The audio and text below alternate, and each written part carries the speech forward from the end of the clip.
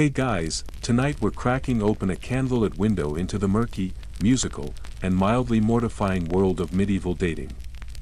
Picture it with me for a moment. The year is 1283.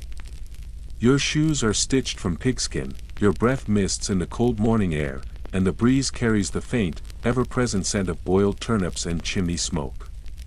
Your tunic itches, your teeth are a little sore, and somewhere in the back of your mind, you know that if you want to ask someone out, your best shot might be to hand her a ribbon, while desperately hoping her father isn't looming nearby with a cudgel clutched in his callous grip. You probably won't survive this, so, before you settle in, take a second to like the video and subscribe, only if you honestly enjoy the strange little time travel journeys we take together. And if you're watching from somewhere unusual, or listening during a late night scroll, drop your location and local time in the comments. I love knowing where, and when, these stories find you. Now, go ahead and dim the lights. Maybe turn on a small fan for that soft ambient hum. Let the flicker of modern LEDs mimic the flame of medieval candles. Let your mind begin to drift. And together, we'll step carefully into tonight's peculiar, awkward, and oddly endearing journey. You trudge across the damp grass, the morning dew soaking through your worn leather soles, while your heart pounds just beneath your linen tunic. There's a distant smell of sheep dung and wood smoke clinging to the breeze, but right now, none of that matters. All you can think about is whether Eleanor, the Reeves' daughter, noticed the small sprig of rosemary you let fall beside her stool at Morning, Massachusetts. That little green twig isn't just decoration. It carries meaning. Rosemary stands for remembrance. If she notices it, and more importantly, if she chooses to pick it up and tuck it into the folds of her bodice, then congratulations. You may have just entered the first, tentative stage of a union that could lead to marriage, unofficial, unspoken, but deeply symbolic. In this world, romance does not arrive with candlelit dinners or late-night movies. It comes dressed in homespun robes, filtered through layers of expectation, and always shadowed by the presence of the church. In many medieval societies, romantic courtship was never about individual expression. It was a delicate performance. One designed to stay just this side of scandal, to flirt carefully with temptation, and to avoid, above all, public disgrace. Or worse, being driven from your village by angry relatives with pitchforks and firebrands, among the nobility. Always eager to complicate even the simplest things, love had its own set of stiff, ceremonial rules. If you were born to a high-ranking family, your romantic fate was likely decided well before your voice had even finished changing.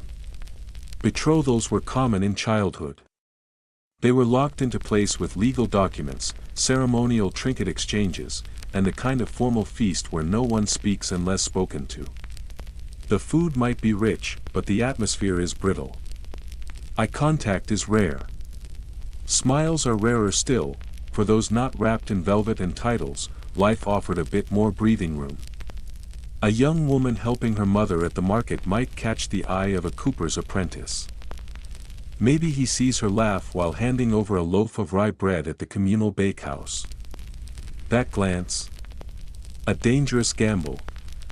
If her mother catches it, he'll be rewarded with a cold, judgmental glare. If the girl's father is present, the apprentice may be on the receiving end of a swift and public scolding. And the girl herself?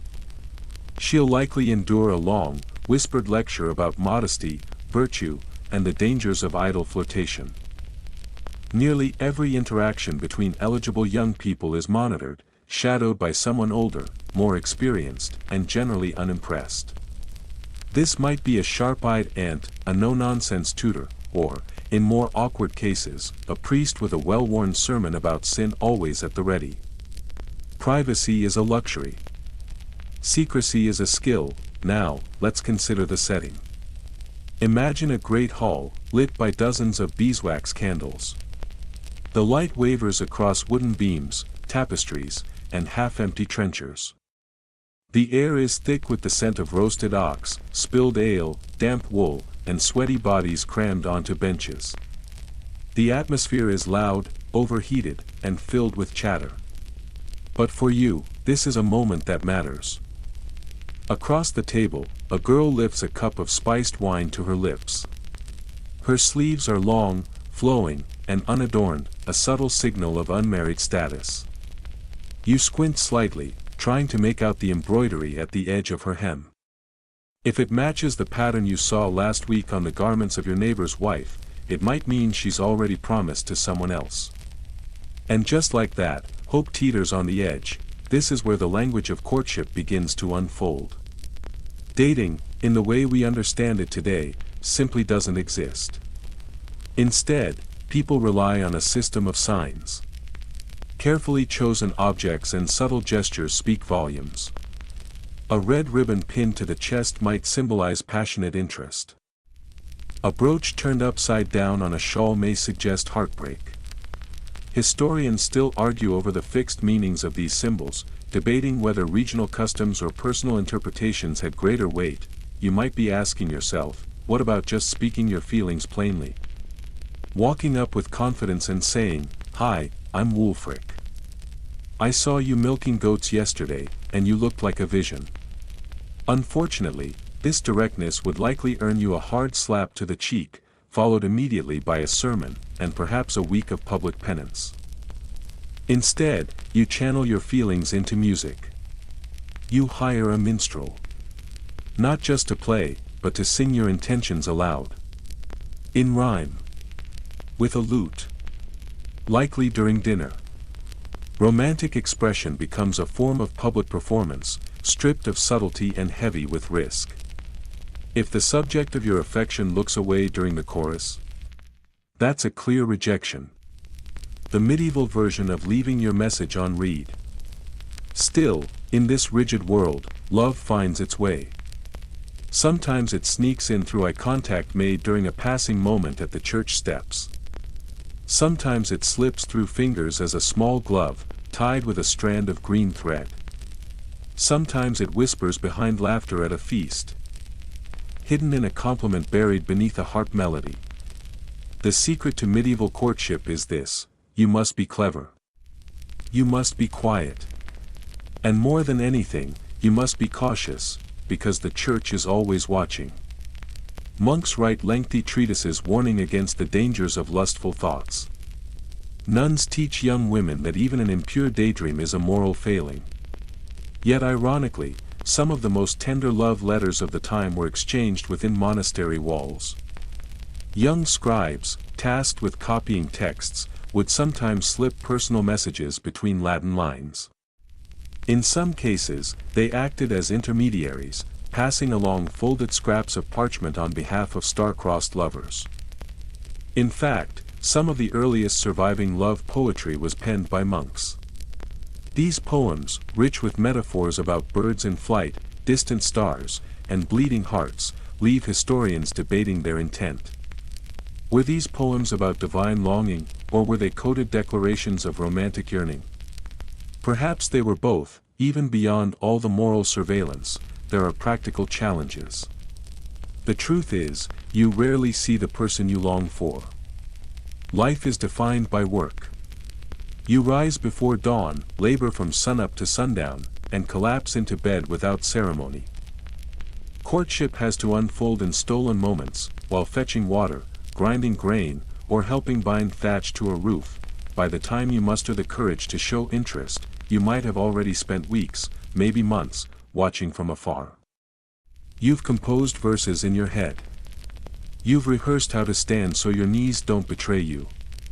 And finally, when the moment arrives, the exchange may be so brief it barely exists. She drops a token into your palm as you pass in the cloister. She tucks a dried flower into the spine of your psalter during evening prayer. Or maybe, she simply glances at you and smiles. That alone could be enough. There is no such thing as casual dating. Every gesture is weighed with meaning. A fleeting touch of the hand could feel as intimate as a kiss. And a kiss, if it happens at all, might carry the weight of a marriage proposal. Of course, not everything is solemn. Some villages, especially in later medieval France, developed raucous traditions like the chivalry, a kind of mock wedding where youths dressed up, played parts, and humorously married one another in noisy public processions. These events were bawdy, theatrical, and rarely led to real unions, but they show something important. Even in a time of rules and rigidity, people still longed for laughter, mischief, and a little romantic mayhem. And now, in the quiet moments at the end of the day, you sit beside a flickering hearth. Your hands are rough with work, your clothes smell of smoke, and your thoughts drift. You think about the girl who smiled at you during the maypole dance. You don't know her name, not yet, but you are already planning to carve it into the bark of the old ash tree behind the chapel. Unless, of course, your older brother catches you and runs straight to your mother. Love in the Middle Ages isn't smooth. It isn't polished. It doesn't unfold like a fairy tale. It stumbles. It hesitates. It disguises itself behind symbols and silences. But perhaps that is what makes it feel so real.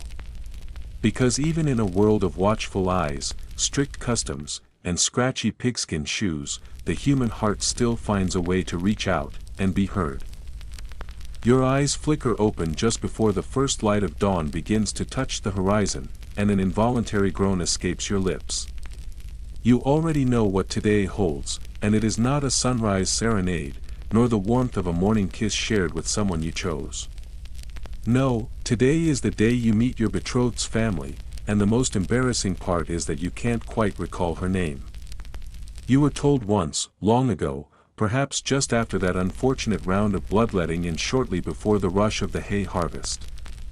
It was something that began with a G, you think. Gundrada? Godatha? Godaliva, perhaps. The memory eludes you like a fish slipping through your fingers. All you truly know is this: she is the daughter of a knight. Which is something your father hasn't stopped reminding you of for weeks. And with your family's sheep enjoying a surprisingly successful lambing season, it has apparently become the perfect time to arrange something as serious and binding as a marriage.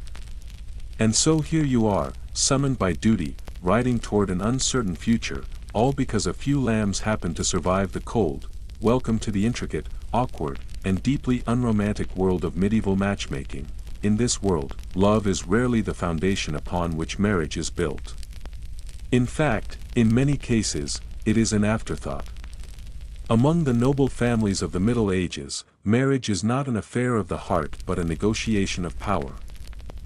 Your hand in marriage is not entirely your own to give. It is a piece to be played in a larger game of strategy, directed by the careful hands of your parents, your extended kin, local abbots, or sometimes even the reigning monarch.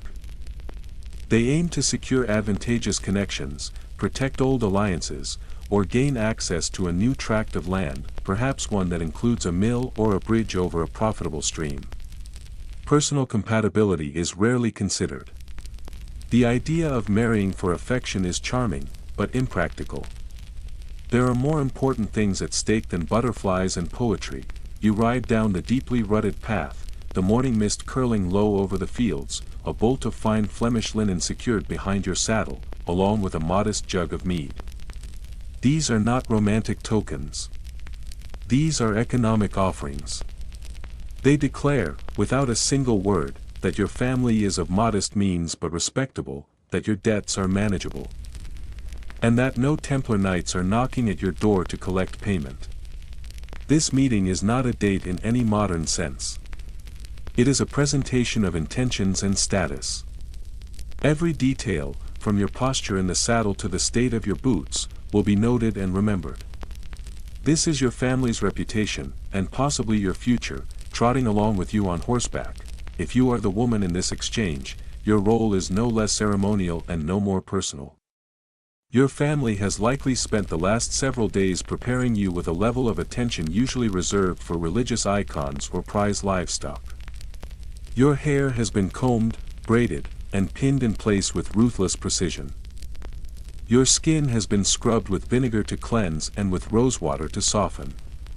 You've been instructed to speak only when spoken to smile modestly, and to practice a limited set of polite phrases such as "Yes, my lord, and I thank you kindly." You must strike a delicate balance between being quiet but not dull, educated but never argumentative. Your worth is partially measured by your ability to present yourself as agreeable. And then there is your dowry. That list of goods, coin, land, or livestock is more than just a contribution. It is a sacred inventory, memorized and recited like scripture, and it will be discussed by your elders with the gravity usually reserved for church doctrine. Historians continue to debate just how much say young noblewomen had in these arrangements. Some documents hint at resistance, at delays, petitions, or outright refusals. But for most, the outcome was clear. Marriage was not a personal milestone. It was a contract. And contracts require ink, witnesses, signatures, and often a goat or two to sweeten the deal. You arrive at last, and there she is. Your betrothed, standing stiffly beneath the watchful eyes of two aunts who appear to have forgotten how to smile. She curtsies, you bow. The silence that follows is thick enough to slice. Eventually, someone, probably the steward, mentions the weather. A mild spring, perhaps. And with that small exchange, your futures are quietly, unceremoniously sealed, but suppose, for the sake of curiosity, that you are not a noble. Let us imagine you are the son of a merchant instead. You are still a respectable young man, just with fewer expectations and slightly more freedom. You might encounter the daughter of a fellow trader at a bustling market fair, where the mood is more festive, and the formality less rigid. There is room here for small talk. For mild compliments. For a jest about the price of onions. Within limits, of course, even in this slightly looser setting, love remains deeply entangled in economics. The match still has to make sense. A tanner's son marrying a tanner's daughter. Perfectly reasonable. A tanner's daughter marrying a blacksmith's apprentice. That depends. If the young man's forge is thriving and his anvil is heavy, the match might work. But if he has no prospects and only half a roof over his head, eyebrows will be raised. Marrying within one's trade was not just tradition.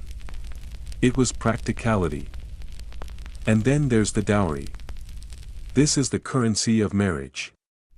A dowry may consist of coins, yes, but just as often it includes a pair of copper pans, a good mule, or a dozen beehives. In some regions, dowry registries were maintained by local authorities to protect a young woman's interests. Families would deposit the dowry with a clerk for safekeeping, theoretically ensuring the funds remained with the bride. Whether those funds were truly used for her benefit is another matter. Many vanished mysteriously into the husband's debts, lost in the family books forever. You might ask yourself, surely there were couples who simply fell in love and married each other. And yes, such stories exist. But love that bypassed family negotiation came at a price. The social cost could be significant. Legal repercussions were possible. And no one wanted to provoke the wrath of a disapproving grandmother armed with decades of tradition and a very sharp tongue. Still, people tried. There are surviving court records from England, the Low Countries, and other regions that speak of young lovers who eloped. These secret unions, sometimes carried out by consent without parental approval, often took place in marginal locations, outdoors, in fields, by crossroads, even near cemeteries, places where formality thinned and lovers hoped to avoid detection. The church, of course, had its own view. Technically, a marriage was valid if both parties gave their consent. But to be proper and beyond reproach, it needed a public announcement and a priest to bless it. Secret weddings were considered scandalous, even if legally binding.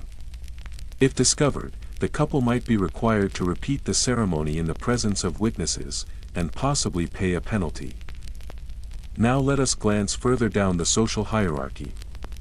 Life for peasants held a different rhythm. In some ways, there was more freedom. And in other ways, far less. In a village of perhaps 50 people, privacy is rare and gossip travels faster than the wind. Love, when it happens, often grows from proximity.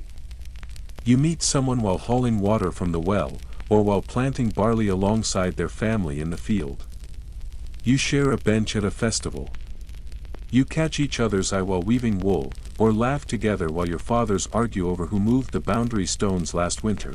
Yet even here, family plays a decisive role. Your sweetheart's father may scoff at the idea of his daughter marrying someone with no animals.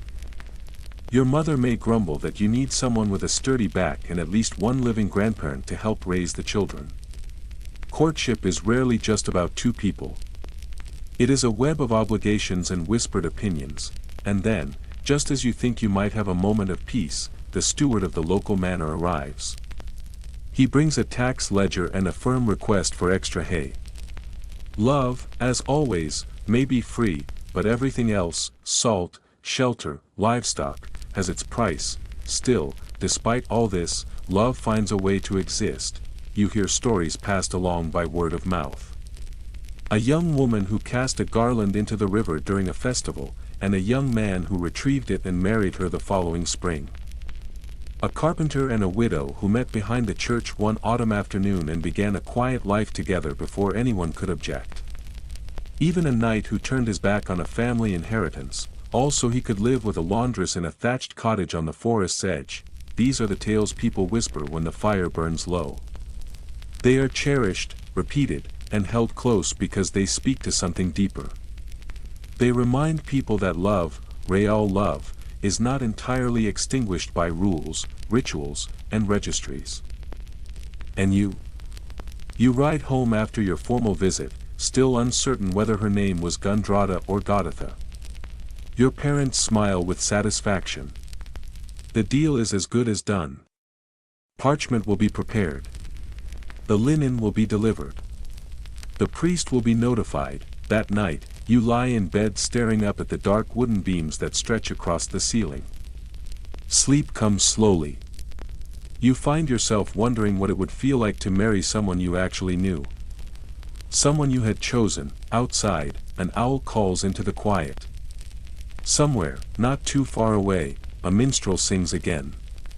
The same old ballad, full of longing and lost gloves, echoing faintly through the stillness, and you close your eyes, quietly daring to hope that maybe, just maybe, your life might hold room for both the contract and the dream. You're standing in a corridor, your breath shallow in the chilly air, with cold stone walls stretching tall and impassive on either side. A threadbare tapestry sags between iron hooks, heavy with damp, its colors faded by age and winter moisture. Somewhere behind you, faint but unmistakable, is the sound of a maid sniffling quietly to herself. Her heart has been bruised because her lover forgot the St. Valentine's feast. She was expecting a token, perhaps a ribbon or even a fig tart. Instead, she received silence. But in front of you is a different problem entirely. A threat more immediate than any forgotten holy day, the chaperone. She stands barely 5 feet tall, compact and unyielding. Swathed in starched linen that crackles when she moves. Her eyes are sharp, her posture rigid, and her gaze carries the weight of generations who believed that nothing good ever came from allowing the young to be alone together. She is not merely present. She is a fortress, a guardian, and a walking reminder that affection must always be supervised, catalogued, and approved. She eyes you with the suspicion of a hawk watching a rabbit stray too far from cover. It does not matter that all you did was sneeze politely near her niece. That sneeze, to her, is not innocent. It is a signal. A warning. A gateway to sin. In her estimation, you are already halfway to being a libertine, if not something worse. Welcome to the medieval dating obstacle course.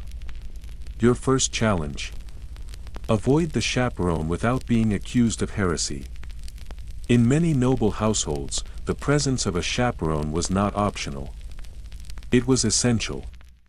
Young women of good birth were almost never, rarely, and only under exceptional circumstances, permitted to be alone with any man who was not a blood relative.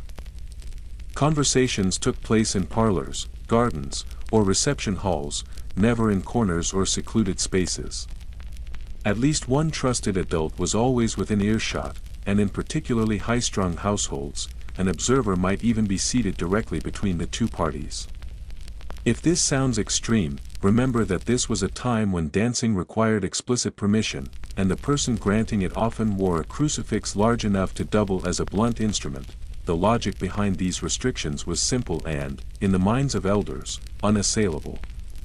Temptation cannot exist where there is no opportunity. So the opportunity had to be carefully, methodically eliminated. Of course, practices varied from place to place. In certain cities, particularly in parts of Italy, wealthy families designed special architectural features to maintain propriety while allowing some semblance of interaction. Upper-story windows were outfitted with iron grills or decorative lattices. These allowed daughters to speak with visiting suitors from a distance, often several feet above ground. It was like a balcony scene stripped of romance, colored by practicality, and punctuated with frequent shouting to be heard over street noise. If you happened to live in a cloistered community or within the thick walls of a castle, the restrictions were even more severe. Noble girls might be raised in convents, removed almost entirely from male contact until their wedding day was arranged. Their first meaningful conversation with a man outside the family might occur at their own betrothal feast, under the eyes of dozens of witnesses. Historians continue to debate whether this level of separation was intended as overprotection or as a useful method of preventing unsuitable romantic entanglements, particularly with younger sons who had little to offer beyond a title and a smile. Let's take a broader view and examine the architecture of courtship itself.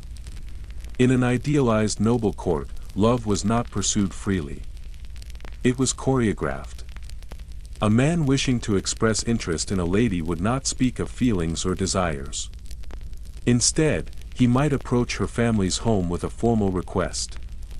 Perhaps he would ask for a favor to carry into a tournament, a ribbon, a glove, a piece of embroidery. If the favor was granted, it would be worn on his helmet or tied to his lance, serving as a symbol of devotion, or at least of good manners and reasonable horsemanship. These exchanges were often orchestrated by others, and the lady herself might have little say in which item was bestowed or to whom. The chaperone was always near. Watching. Listening. Correcting. She did not merely observe. She adjusted posture, retied hoods, scolded overly long glances, and was known to clap loudly or cough sharply if two heads leaned in too close. She was not there to encourage romance.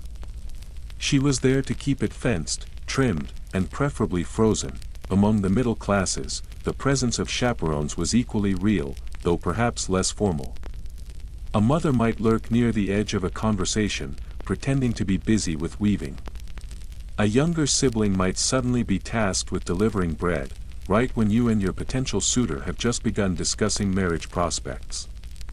Even a neighbor with too much time and a keen sense of moral duty might wander past and stay a while, feigning interest while taking mental notes.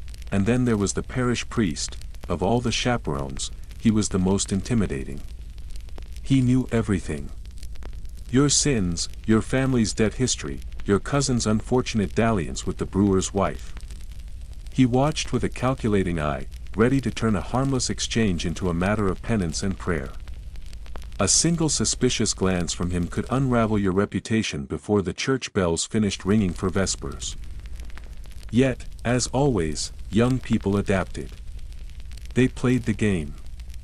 They learned to read between the lines, to whisper without words, to communicate through gesture and chance. A glance held just a moment too long across a trencher of roast duck. A psalm read aloud in the chapel, with verses carefully chosen to hint at longing.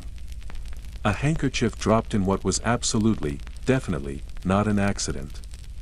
In time, couples developed entire silent languages.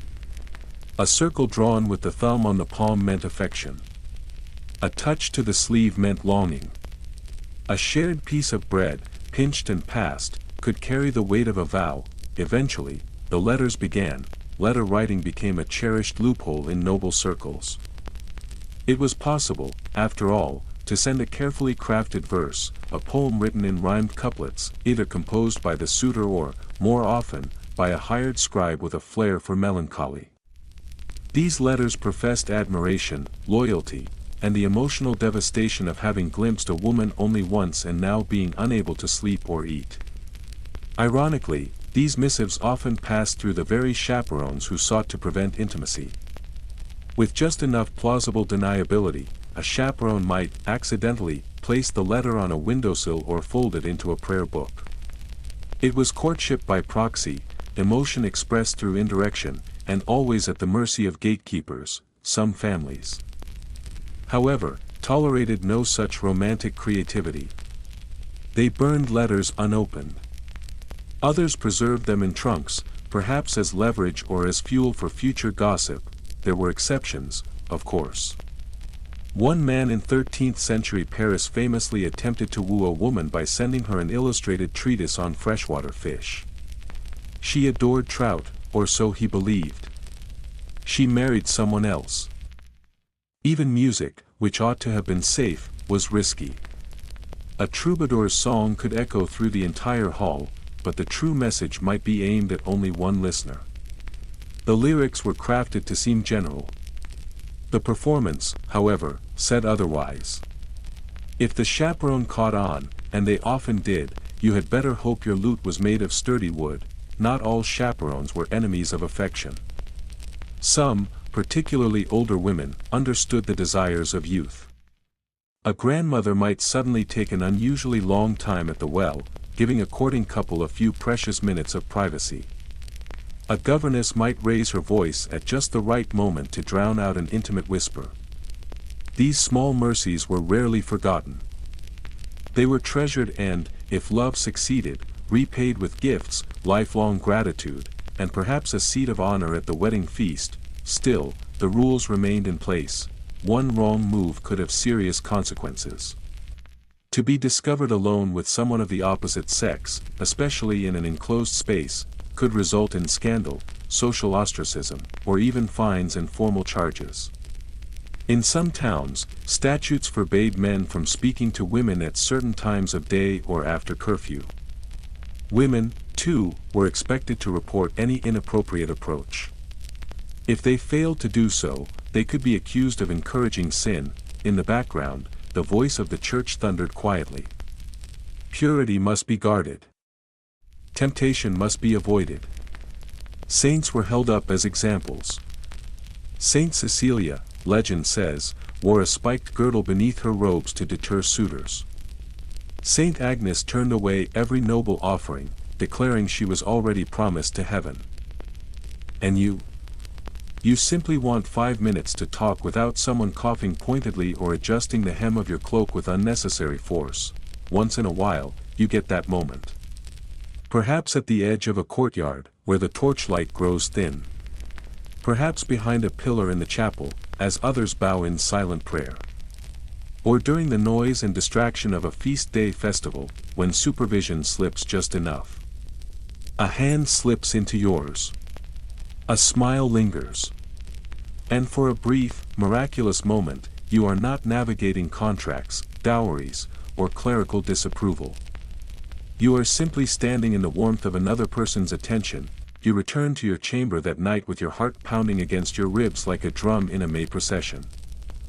Not because you committed any sin. Not because anything forbidden happened. But because, in a world where everything must be watched and weighed, you spoke freely. You felt something real.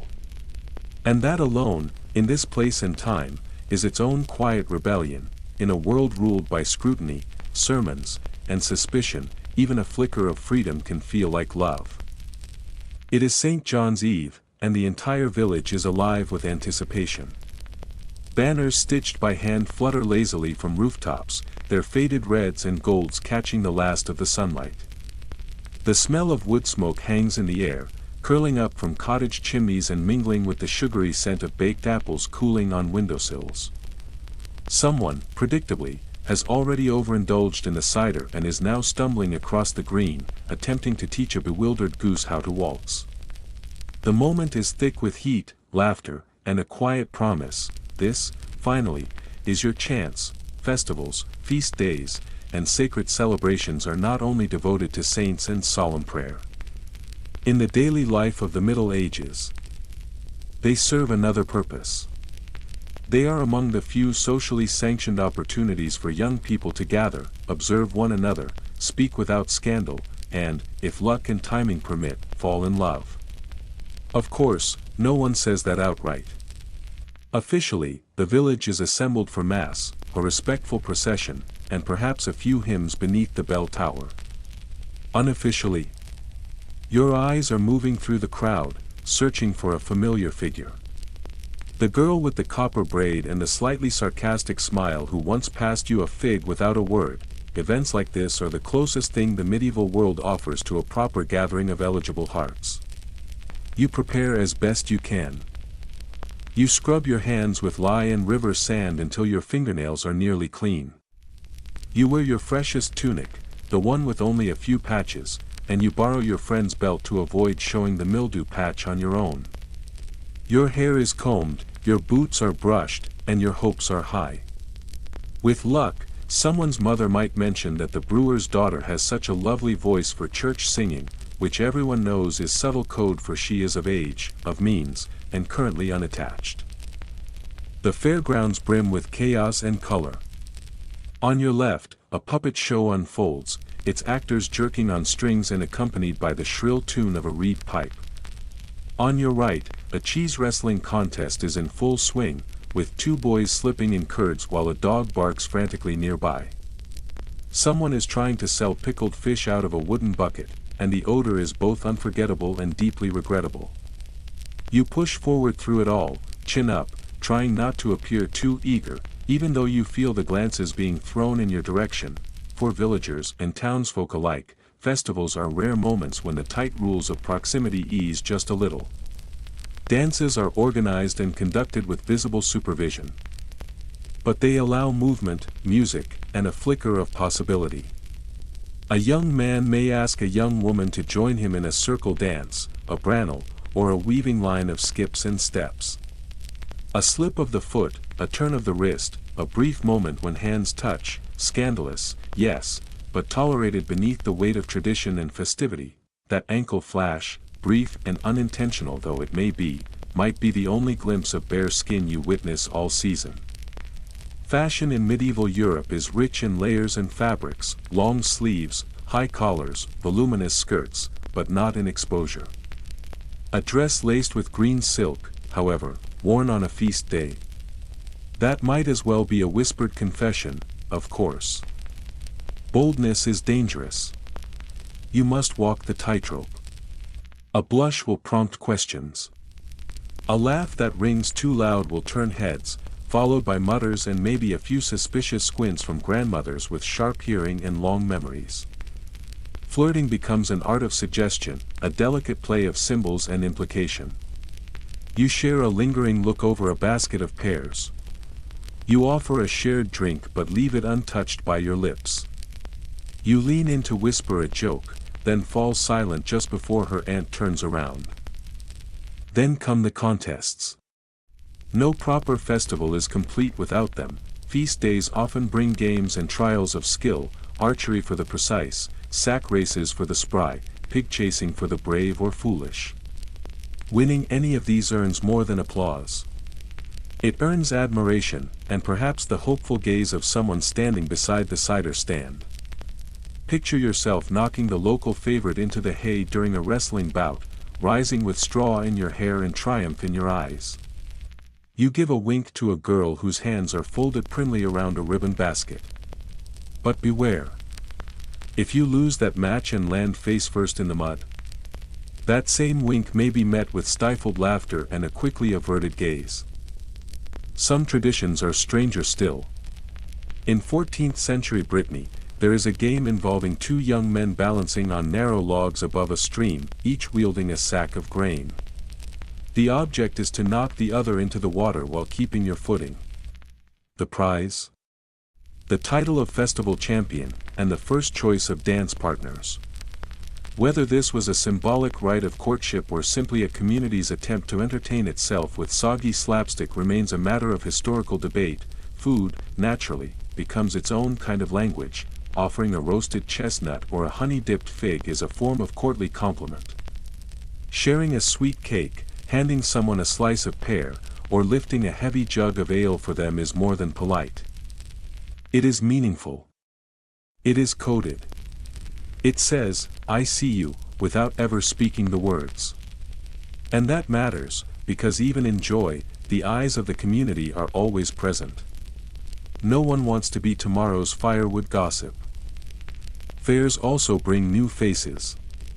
A merchant's caravan may have arrived with bolts of cloth, barrels of spice, or baskets of imported oranges, and along with them, new sons and daughters of marriageable age. Traveling performers pass through as well. Jugglers, dancers, mimes, and musicians who dazzle the crowd and vanish before the morning sun. Minstrels, in particular, attract attention. They are charming, silver-tongued, and dangerous. Falling for one is easy. Watching him leave with your heart, a bag of coins, and someone else's shoes is easier still. In some towns, there are even love parliaments. These are semi-formal gatherings where young people stand and speak about love. Not love as lived, but love as imagined, noble, pure, and poetic. They debate the merits of constancy, recite verses about devotion, and deliver speeches on the virtues of longing. You may rise and declare your heart's desire in metaphor, only to trip over a mispronounced word and become the subject of amusement for the rest of the evening. Still, it is a kind of bravery, and through all of it, the bustle, the chatter, the swaying of lanterns in the wind, something begins to stir. It might happen quietly. A glance exchanged across the glow of a torch. A laugh shared over a spilled drink. A moment where the music fades into the distance, and the world around you narrows. You walk side by side with someone, saying little. The stars begin to appear, and the festival recedes behind you.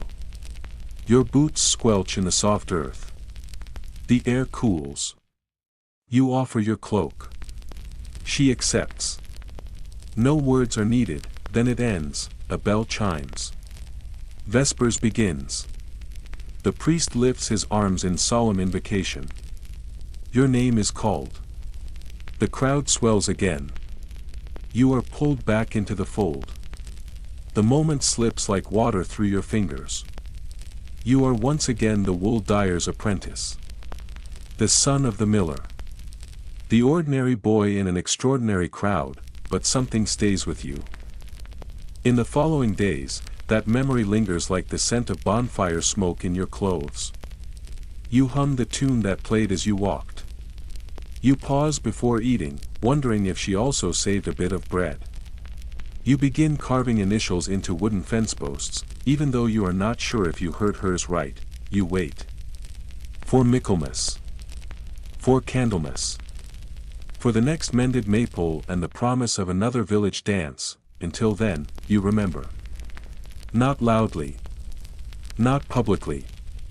But constantly, because in a world where parchment is scarce, and words must be measured, and love must always walk in shadow, that small memory is everything.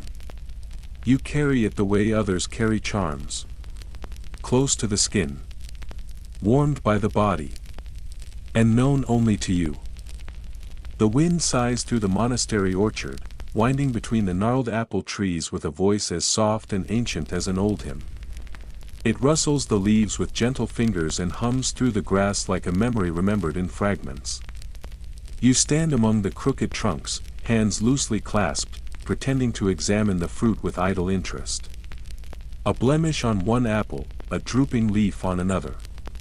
You run your thumb along the bark as if you are here to inspect the trees. But you are not, your gaze keeps drifting. It wanders down the path and past the branches, not toward the sky or the garden walls, but toward the weathered bench at the far end of the orchard, half in shadow and half in sun. A figure sits there in quiet focus. Her head is bowed, bent with calm devotion over an embroidery hoop held gently in her lap. The golden thread she draws through the linen flashes in the sunlight, each stitch catching the light like a secret. She does not seem to be watching you. Her face is calm. Her hands are steady. Or perhaps, just perhaps, she is aware. Perhaps she knows. The breeze lifts the edge of her veil, and you think, though it may be only your imagination, that her mouth curves, just faintly, in a smile meant only for you. You are in love. Or perhaps you are merely caught. Enchanted. Entranced. Whatever the word, whatever the feeling, it lives in your chest now like something delicate and new. In the Middle Ages, such feelings are not simple. They do not belong to you alone. They are not light or fleeting. They are dangerous.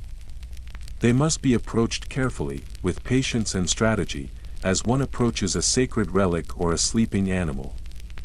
This kind of affection cannot be spoken directly. It cannot be named aloud. It must be translated. Here, in this quiet, rule-bound world of stone cloisters and whispered prayers, affection is a secret language. Not one of speech, but of symbol. It hides in objects and gestures, in color and fabric, in the spaces between words. You cannot confess what you feel. You cannot write plainly or speak freely. But you can take a small piece of your own sleeve, the fabric worn close to your heart, and carefully, without drawing attention, pin it to the hem of her cloak. That act, unnoticed by some but unmistakable to others, says everything. It is not only a symbol. It is a declaration. In medieval life, courtship is not an open exchange. It is a code. A careful dance of implication and silence. Every motion means something. Every touch is weighed. Every glance must walk the line between honesty and concealment. Everyone plays their part. They see the gestures. They hear the pauses. And they pretend not to notice. Start, for example, with the sleeves. Among noblewomen, sleeves are long, flowing, and richly adorned. If she allows you to tie one of hers to your belt before a tournament, that permission tells all who watch that you ride as her champion. That you carry her favor into the lists. It is a powerful moment. Public and poetic. It is the medieval equivalent of announcing a devotion to the entire court. Not with trumpets or vows, but with fabric and ribbon. Then there is the glove. Always the glove. A knight may wear a lady's glove tucked into his tunic or tied to the crest of his helmet. It is not fashion. It is intention. A sign that he fights for her, and for her alone. But if she returns the glove, the message changes. That, too, is a sign. A refusal. A severing. If she keeps it, or wears it even once, there is hope. There is permission to believe in something more. Of course, the meanings of these symbols are not fixed. They shift between regions and cultures, between courts and generations. Scholars still debate whether these signals meant the same thing to everyone, or whether, in truth, most were understood only by the giver. Perhaps much of it was hopeful guesswork. Still, the gestures mattered. They were part of the ritual. Part of the game. Then there are the songs. To say I care for you would be unthinkable. Crude. So instead, you write a verse, or pay a skilled poet to write it for you. You compare her to a caged falcon or a rose behind thorns. You speak of longing with metaphor, of devotion without names. The poem is wrapped carefully and passed along discreetly. She reads it. She says nothing. But days later, at supper, she repeats a single line aloud, just once, as though quoting scripture or a distant tale. And you understand, if you cannot write, you can still sing. Or pay someone who can. Minstrels sing love songs in full halls, verses about roses and deer, about stars and seas and unreachable things. If she drops her spoon during the third stanza, that is a sign. If she does not smile, if she stares into her goblet, you may need to prepare for disappointment. Even color has meaning. A green ribbon is a wish. A blue one is loyalty. Red may signal passion, but also pride. In 15th century Provence, a girl wore a garter striped with red and blue. And for an entire week the town debated its meaning. Did she seek love? Or declare war? One simple accessory sparked a dozen interpretations. Tokens mattered too. Tiny objects. Tiny signs. A girl might wear bells on her shoes, not for decoration but for purpose. If the bells chime near one person and no other, it is deliberate. A message. Others give herbs. Lavender for peace. Thyme for strength. Mint for affection. Basil is the most complex. Fresh basil is an invitation. Wilted basil is a dismissal. The same plant, two meanings. The difference lies in the leaves. In Germany and the Low Countries, there is the custom of maying. In spring, boys place flowering branches at the windows of the girls they admire. A birch branch is admiration. A thorn bush is rejection. Sometimes, boys prank one another with thorn branches after a failed proposal. Laughter follows, but the pain beneath the joke is real, and if you wish to be clever, you write a riddle. One anonymous poet once wrote, "I am not wind, yet move the leaves. I carry flame, but do not burn." The answer is love. The girl, unimpressed, wrote back, "Try harder." Courtship among commoners looks different. Less elegant. But not less meaningful. A heart carved into bark. A stone placed near a well. A laugh shared while hauling grain. These are their love poems. Spontaneous, practical, sincere, but signals can be misunderstood. A glance mistaken for a vow. A smile taken as a promise. One boy, in 15th century England, gave a girl a silver pin. She told the town elders. They called it vanity and pride. He was punished. Not with labor or coin, but with words. He had to write a poem. Not to her. But to the pin, dreams were read as signs too. A dream of bread was good. A dream of losing shoes was not.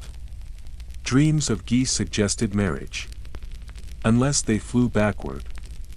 Then ruin was certain. In old France, they say if a girl steps on a man's shadow during a full moon, he will think of her for 7 days. Some girls time their walks with care. And gifts. True gifts. A ring, for instance. That is no small matter. To give one is to make a vow. To accept is to return it. To keep it without wearing it is to hesitate. Or perhaps, to treasure it in private, throughout convent gardens and cloistered halls, along vineyard paths and market lanes, this hidden world of signs and symbols blooms. It grows in silence. It endures, and you walk past the bench again. But the girl is gone. The hoop has vanished. The moment is over. Later, when you return to your cell, you find something waiting.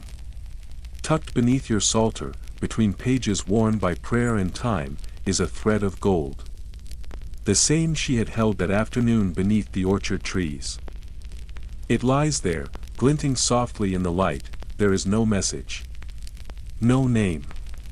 Just the thread, but in your chest, something stirs. Something slow and warm and quiet. Because in this world of walls and silence, of rules and rituals, you have received something that breaks through all of it. You have been seen. And maybe, just maybe, you have been loved. The sunlight glints off something pale and unexpected in the dirt, its soft curve catching the light just enough to draw your attention. It lies there, half buried among the crushed grass and faded footprints, a strange and delicate contrast to the rough earth around it. You step closer, brow furrowed, and crouch down. The breeze carries the faint scent of wild thyme and dust. Carefully, you reach out, your fingers brushing away loose soil and stray blades of grass, until they close around it. It is a shoe, but not just any shoe. This one is small, slender, and unmistakably made for a woman. The leather is worn but supple, shaped gently by time and tread. The toe is rounded and finely stitched. The seams even, the sole still intact.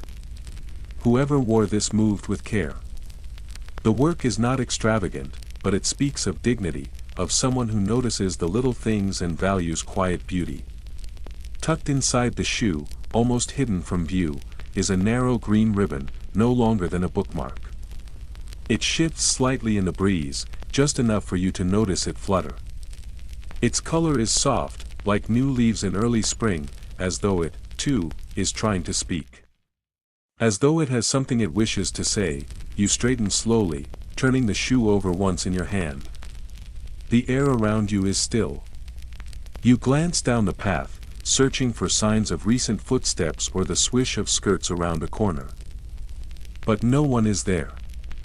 No hurried voices. No cries of alarm. The orchard is empty, and the silence around you grows heavier, and just like that, you may have proposed marriage, because in the medieval world, tokens like these are never just items misplaced or dropped in haste. Objects carry meaning far beyond their shape or purpose. They speak in ways words often cannot. A glove is never just a glove. A ribbon is never just a piece of cloth. And a shoe, left in your path without explanation, might be the beginning of a story, or a confession wrapped in leather. Declarations of affection are rarely spoken aloud. Not in this world of structure and silence, where every feeling must be disguised and every desire translated. So people turn to objects. To things that can be passed without suspicion, that can carry emotion in plain sight while remaining unread by the wrong eyes.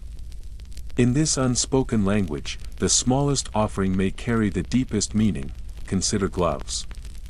In this time, a glove is more than something to warm the hand. To give a glove is to offer a blend of respect, admiration, and hope. It can be an invitation or a memory, depending on how it is given. Knights wear a lady's glove during tournaments not simply for show, but as a vow. It is a symbol of loyalty and honor. Even a glove dropped by accident can carry weight. To pick it up and return it is to acknowledge something unspoken. To hold it and say nothing may be the beginning of something important. Then there are rings. While most often associated with marriage, rings can speak long before any vows are taken. Some are exchanged in secret, without witnesses or ceremony. These rings may carry small inscriptions, phrases like, "Remember me," or, "With my heart," etched into their bands. They are worn close to the body, often strung on cords and hidden beneath layers of cloth. In quiet moments, they are touched. Held. Kissed. Not for display, but for reassurance. A promise to oneself, and perhaps to another. Not all gifts are costly or fine. In homes where coins are few, love still finds ways to express itself. A spoon carved by hand during the long hours of winter. A little figure shaped from scraps of wood or bone. These tokens may lack polish, but they are heavy with meaning. A carved dog might speak of loyalty. A bird may mean freedom, or longing, or simply a love of birds. Meaning is shaped by the giver, and interpreted by the receiver. It is never fixed. And that is what makes these tokens so powerful. They live in the space between certainty and guesswork. Symbolism touches everything. A woman may adjust her veil just so, letting it fall in a way that suggests openness or interest. A flower tucked into a cap, a belt knotted to one side, a coin placed face up on a windowsill, these are not random choices. They are messages. Clues. Signs of longing wrapped in daily habit. Sometimes, the messages are stitched. A line of embroidery hidden on the inside edge of a collar. A phrase sewn in pale thread, almost invisible unless you look closely. A handkerchief embroidered with a verse or a prayer. These are not gifts given lightly. They are small testaments of care, meant to be held and reread again and again, even if the words are never spoken aloud. The garter, too, has its place. Worn beneath the dress, gifted before a joust, it becomes a secret promise. A knight may carry it on his arm, close to the heart. To lose it is not a small thing. It is to break something sacred. In one tale, a squire's excuse for a lost garter, that a goat had eaten it, earned laughter but no forgiveness. Such things are not easily replaced. In some regions, traditions are stranger still. In Welsh villages, carved apples filled with cloves and tied with thread are exchanged discreetly, meant to be carried in sleeves or hidden beneath pillows. In the mountains, suitors might offer heart-shaped stones, polished until smooth. In the towns of the Low Countries, girls receive pastries with initials hidden in the crust. If she finds yours, hope blooms. If she drops it on the ground, you must try again. If her younger brother eats it first, your chances may be over before they begin. And so it goes. A pressed flower. A lock of hair wrapped in cloth. A coin worn thin from being held too often. These tokens do not glitter. They do not shout. But they are kept close, hidden in boxes and books, sewn into hems, worn beneath armor or tucked into prayer books. They are touched when memories ache. They are kissed when words cannot be spoken, and then, the shoes have long held meaning in wedding customs. In some German regions, a bride might toss her shoe for luck. In England, guests once threw shoes at the departing couple's cart, not in malice but in celebration. In a few remote places, stealing a shoe became a form of proposal. If the owner chased you, it was hope. If she did not, it was your answer. Stories vary. Some say these were games. Others call them rituals. One tale from Brittany tells of a girl who found a carved comb in the woods, marked with her initials though she had never owned it. She took it home, kept it by her bedside. A year later, she met a traveler, a woodcarver, who spoke of a dream he once had. A dream of a girl with a certain face. He left a gift behind, hoping she might find it. They married in the spring. You do not need to believe in fate to understand what a well-placed token can do. In a world without letters or music boxes, without mirrors or ink to spare, these gestures are everything. They are the quiet language of affection. Spoken in cloth and stone and pastry and thread. They are glances carved into objects.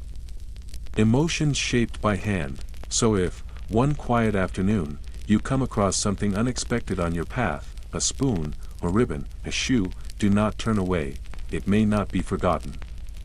It may not be lost. It may be the only way someone knows how to say they are thinking of you, and in this age, that is no small thing.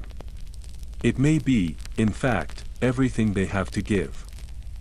There is a rattling at the far edge of the marketplace, a dry wooden clatter that cuts through the usual background hum of trade. The sound stands out. It rises above the measured shuffle of boots on cobblestone, above the rhythmic voices of fishmongers and cloth sellers, above the rustling of carts heavy with turnips and salted meats.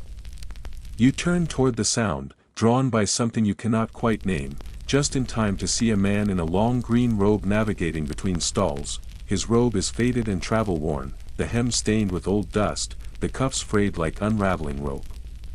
The sleeves puff slightly at the elbows, stiff from repeated washing and patched more than once with mismatched fabric. He walks with the weary grace of someone who has spent too many nights on too many roads. His boots make soft sounds in the dirt as he stops, then turns with quiet purpose to the back of a weathered wooden cart. It groans under the weight of its contents. With movements careful and practiced, the man begins to unpack his goods. One by one, he lifts small vials from the shadows of the cart bed and places them in even rows across a square of threadbare cloth. He handles each bottle like a sacred object, as if even the slightest misplacement could alter the nature of its contents. The glass glows amber in the light, golden and warm, catching the sunlight and turning it liquid. Some labels are crisp. Others have begun to curl and fade, the Latin script angled awkwardly as if written during motion. From within the vials, strange scents begin to escape, some sharp and bitter, others sweet, unfamiliar, earthy. There is mint, perhaps, or marjoram, maybe fennel, or even something deeper, something that might once have been plum but has long since lost its name. A breeze stirs the air. It lifts the mingled smells and scatters them gently across the crowd. The people nearest the cart pause. Their conversations quiet. Curiosity overtakes caution. Slowly, almost without realizing it, the crowd begins to shift and part, making space for the man and his mysterious table. There is no fanfare. No cry of announcement. Just the careful placement of bottles and the hush that follows. You realize, suddenly, that you have stumbled into something unusual. Something out of rhythm with the rest of the day. Something rare and a little strange. This moment, right here beside the cart, is the medieval version of a dating app. Only instead of swiping left or right, instead of messages and blinking cursors, you are relying on smell and symbol, on hope and memory and wishful thinking, love potions. Enchanted trinkets. Small amulets meant to influence fate. They are not found in shop windows. They are not whispered over wine between friends. They are brewed in dark corners of roadside inns, beneath candlelight and smoke-stained beams. They are prepared by travelers who carry recipes in their heads and ingredients in jars wrapped in rags. These are not elegant brews. They are more likely to resemble failed recipes or overgrown teas than anything magical. Yet here you are, crouching beside the cart, pretending to study a jar filled with dried lavender while your eyes sweep over the rest. Looking. Searching. Perhaps for something to make her notice. Or maybe for something to help you stop noticing. This is the world of medieval love magic, and it is as desperate as it is imaginative. Begin with the potions. Their recipes vary wildly, not just from region to region, but from village to village, sometimes even from house to house. One potion might involve warm wine steeped with marjoram and clover syrup, sweetened with cinnamon bark and poured through linen cloth. Another could demand oyster shells ground into dust, then stirred into goat's milk that has been boiled 3 times with a sparrow's heart. These recipes are not culinary. They are closer to riddles. Their instructions read like dares. The goal, always, is simple. A blush. A glance. A softened heart. One recipe, preserved in a 12th century apothecary's book, requires the ashes of a burned hair ribbon to be mixed into warm honey and goat's milk, then poured into the recipient's mouth beneath a waxing moon. As it is administered, the giver is instructed to recite a verse from the Song of Songs in a solemn voice. The manuscript records no commentary on the results. One imagines the potion achieved little besides confusion and an upset stomach, and yet, scholars still debate the nature of these potions. Were they truly believed to be magical? Or were they a form of theater?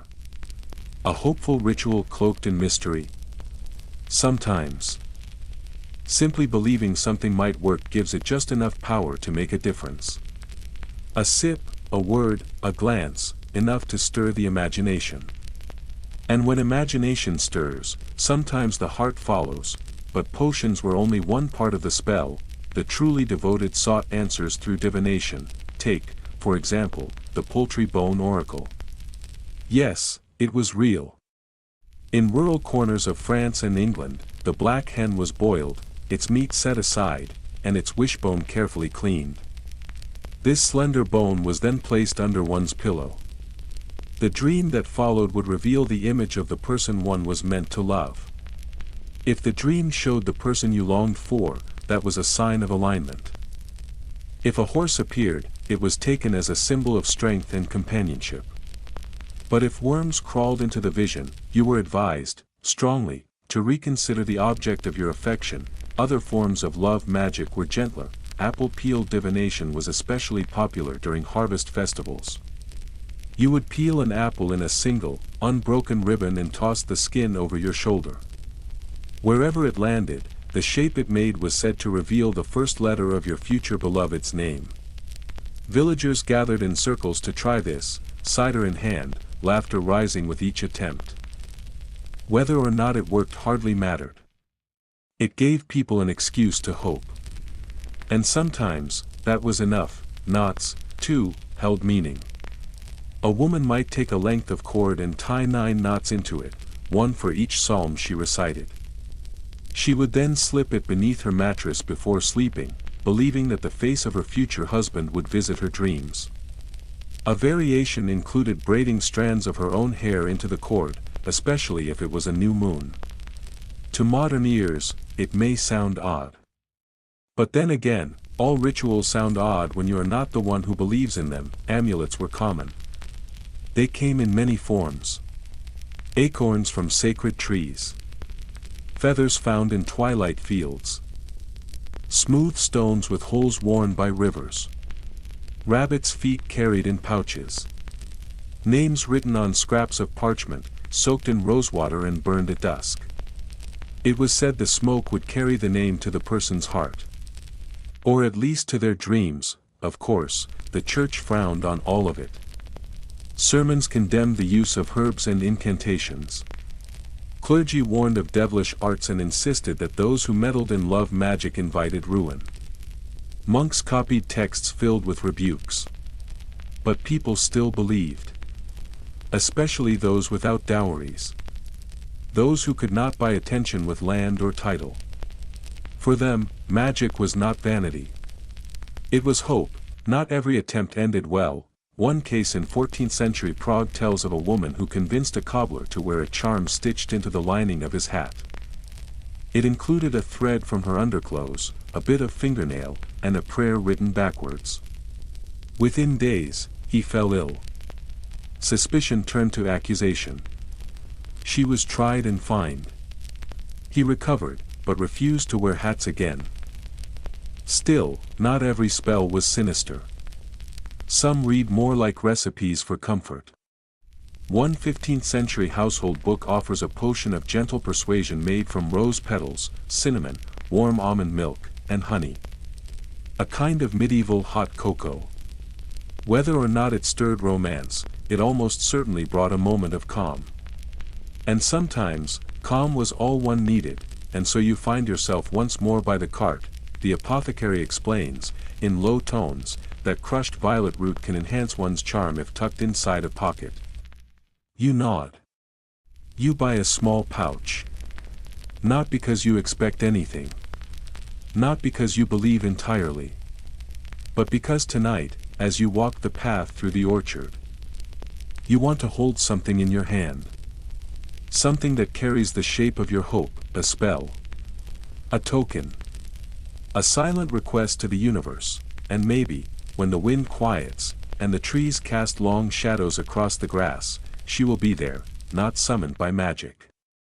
Not drawn by any potion, but simply because love, for all its mystery, finds a way. It moves through old songs and carved bones. Through spilled cider and tangled knots. Through hopeful glances and whispered names, even if the potion tastes like boiled sock water. Even if the spell fails, you believe in something, and that is enough. A bell rings softly across the courtyard, its tone low and deliberate, a single bronze voice moving through the late afternoon like smoke. The sound slides beneath the stone arches and through narrow passageways, reverberating against walls worn smooth by generations of silent footsteps. It is not a bell of alarm or celebration. It is the bell of routine, familiar and expected, its echo carrying the steady rhythm of monastic life. The cloister begins to stir. The shuffle of sandals brushing against ancient flagstones rises faintly, joined by the gentle swish of linen robes. Voices remain quiet, little more than breath. The air fills with the hush of movement, the subtle reordering of bodies responding to sacred time. You remain seated at the long, cold bench within the scriptorium, your shoulders slightly hunched, your spine resisting the stiffness that sets in after hours of stillness. A quill hovers uncertainly in your hand, poised above the vellum, its point no longer steady, before you lies the same line of Latin you have already copied 5 times. The words, once vibrant with meaning, now blur together into a tangle of strokes and syllables. Their music has faded. Their message feels buried beneath repetition. Your ink has begun to dry in its well, the edge of the nib turning coarse. Still, you do not move. Because your thoughts have wandered far from parchment and prayer, your mind drifts back to a moment so brief, so feather-light, that you almost question whether it occurred at all. It happened this morning. Brother Thomas passed you the ink pot during morning labor, and in that passing, barely a second, less than a breath, your fingers touched. Only the faintest contact. Skin brushed against skin. A fleeting warmth. A tremor. Intentional. You cannot say. Accidental. Perhaps. But whatever it was, the sensation has remained with you. It lingers in your hands, in your chest, in the space behind your ribs. It echoes the way a psalm does, long after the final note has disappeared into silence. You did not mean to notice. You did not want to. You told yourself there would be no danger in simply receiving an ink pot. And yet, here you are. Still sitting. Still remembering. And still feeling the ghost of that moment, because even within thick stone walls, even beneath the careful architecture of vows and obedience, love still finds its way to whisper, "You never expected this." Truly. Who does? The monastery is meant to be a place of renunciation, of quiet, of sacred order. A fortress of discipline. A sanctuary of submission. Your life, since entering, has been shaped by bells and rituals. You rise before the first trace of dawn. You join in chanting the canonical hours. You fast, you pray, you sweep, you mend. You spend long hours copying sacred texts, word by word, breath by breath. The days pass in symmetry. Your voice blends with the others in unison, your robe is the same shade of plain as your brother's, your movements slow and careful, but beneath the surface, beneath the posture and formality and folded hands, you remain human. You still feel. You still notice. The brothers around you do as well, though no one names it aloud. These feelings arrive like fog. Gradual. Gentle. But once they descend, they do not lift easily. This is how monastic affection is born. Quietly. Without ceremony. Without warning. It takes root in small things. A word spoken in passing. A shared glance during vespers. A shoulder brushing yours at the refectory table. These things are not supposed to mean anything. And yet, somehow, they begin to mean everything. You are not alone in this. You know that. In the Middle Ages, monasteries and convents were communities of closeness. Solitude was rare. Privacy, nearly impossible. Life unfolded in shared spaces. You knelt together, sat together, worked side by side. You breathed in rhythm with one another. In such an environment, bonds grew. Slowly, quietly. Disguised as mutual reverence. Camouflaged beneath spiritual concern. They formed around scripture discussions, around heated debates over punctuation, over Saint Jerome versus Saint Benedict. A psalter returned to your desk slightly more worn than when you loaned it out. A line in the margins marked with a thumbprint, you tell yourself it is only friendship. A deep, platonic connection rooted in shared purpose. You remind yourself of the rules, the vows, the expectations. But your chest lifts at the sound of his footsteps. Your hands grow unsteady when he leads the chant. When he smiles, you feel it echo in your bones. Historians still debate how often such feelings bloomed behind cloistered walls. The rule of chastity was serious, and many upheld it with fervent devotion. But evidence remains. Surviving letters, odd notes scrawled in margins, stylized illustrations hidden among pages of devotion. These are not conclusive proof. But they suggest something. Especially among the young. Especially among those who were placed in religious life by others. Who had little say in the course of their future. There is the famous example, of course. Heloise and Abelard. Their love, intellectual, emotional, physical, unfolded with great passion and greater consequence. When discovered, they were separated, forced into religious life, denied the future they had once imagined. Yet their letters endured, filled with philosophical inquiry and searing honesty. In one, Heloise writes, "I would rather be damned with you than saved without you." It is not a line meant for confession or doctrine. It is a line forged in heartbreak, and faith, and fire. Such grand stories are rare, but smaller ones are hidden everywhere. In convents, noblewomen sent away by families forged bonds in silence. Some wrote verses and tucked them inside psalters. Some carved initials into wood, hidden beneath altar cloths. Some simply sat beside each other in the chapel, their knees touching beneath the folds of habit. Occasionally, the church intervened. Quietly, without scandal. If two souls seemed too attached, one might be transferred. A change of convent. A new monastery. A redirection of routine. Sometimes, penance was required. A week of fasting. A year of solitude. Copying the book of Psalms in its entirety. In the most extreme cases, public confession or enclosure followed. But often, these bonds remained secret.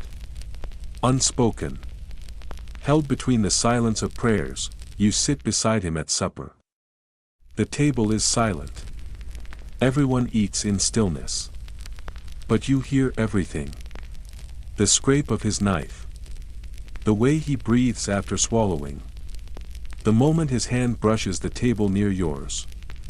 When he says your name, when it is required by duty or request, you hear something no one else seems to notice. A gentleness. A recognition, and yes, there are letters. Always letters. Sometimes exchanged openly under the guise of shared learning. Sometimes hidden. A verse circled in red. A name tucked in acrostic. A prayer copied with an extra line. One 13th century monk wrote to another, "You are the silence in my prayer. The hush between the hours." Scholars disagree on its meaning. Devotional. Friendly. Romantic. It defies easy categories. But the tenderness is undeniable.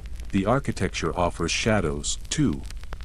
Even the most rigid monastery has corners that escape the abbot's eye. The stairwell behind the cloister walk.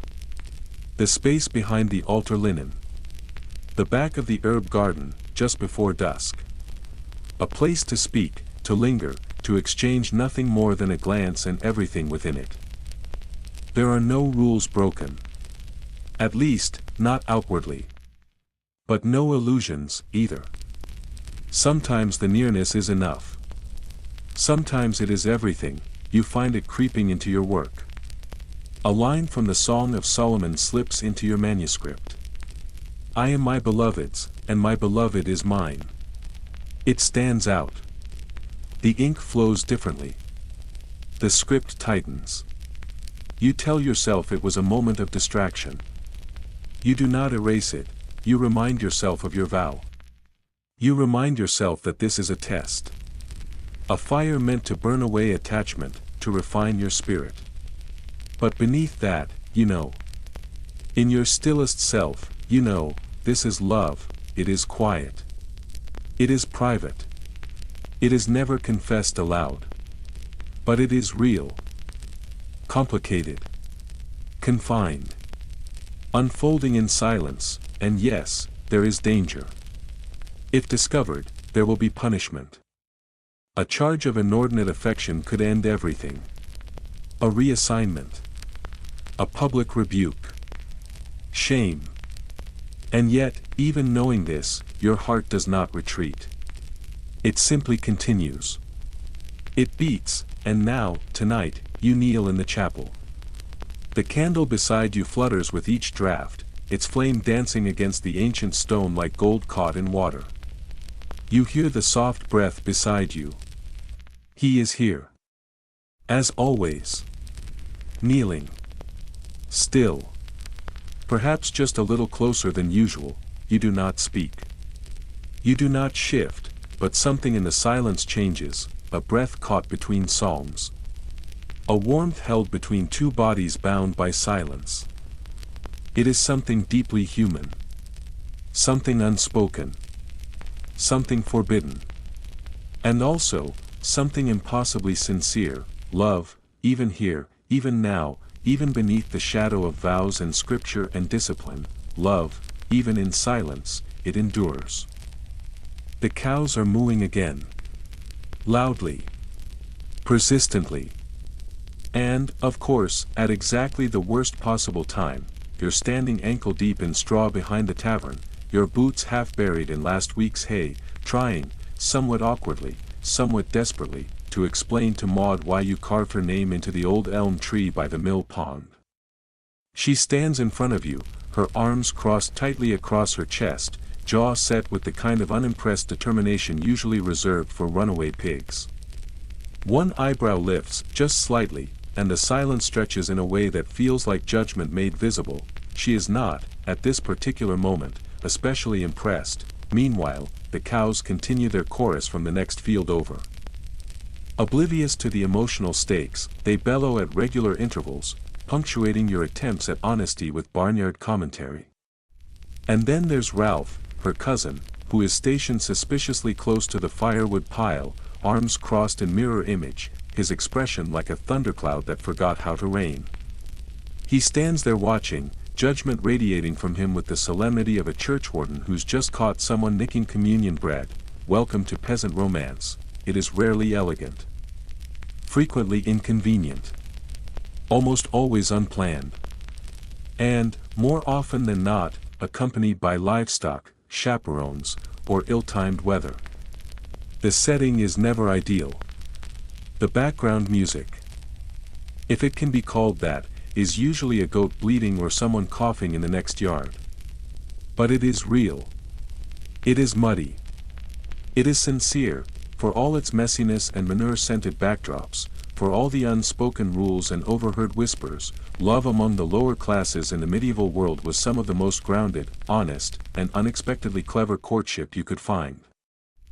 Because out in the villages, in the hamlets tucked between forest edges and barley fields, where nearly 90% of medieval people lived, love was less about grand gestures and more about timing.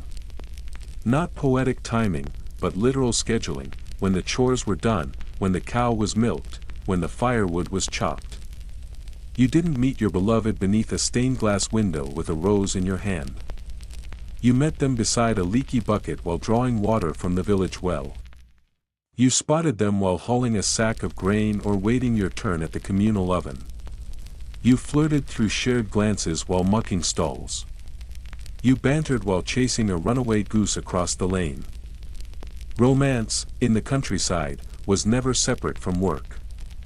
It moved with the same rhythm as harvest and washing days, slipped into place between plowing and weaving. It was worn into the calluses of your palms. It was part of daily life, not a break from it. That didn't mean, of course, that it lacked drama, quite the opposite.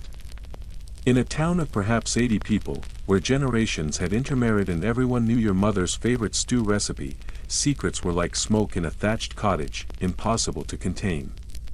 A single glance held too long during the midsummer dance, and by morning the entire village had an opinion. Stories traveled faster than chickens let loose in the churchyard and clung more stubbornly than burrs to a woolen tunic. Peasant courtship, therefore, demanded discretion. Or at least, a passable attempt at it. One time-honored method was the hayloft rendezvous. It usually began innocently. You were helping bring in the harvest. The sun was high.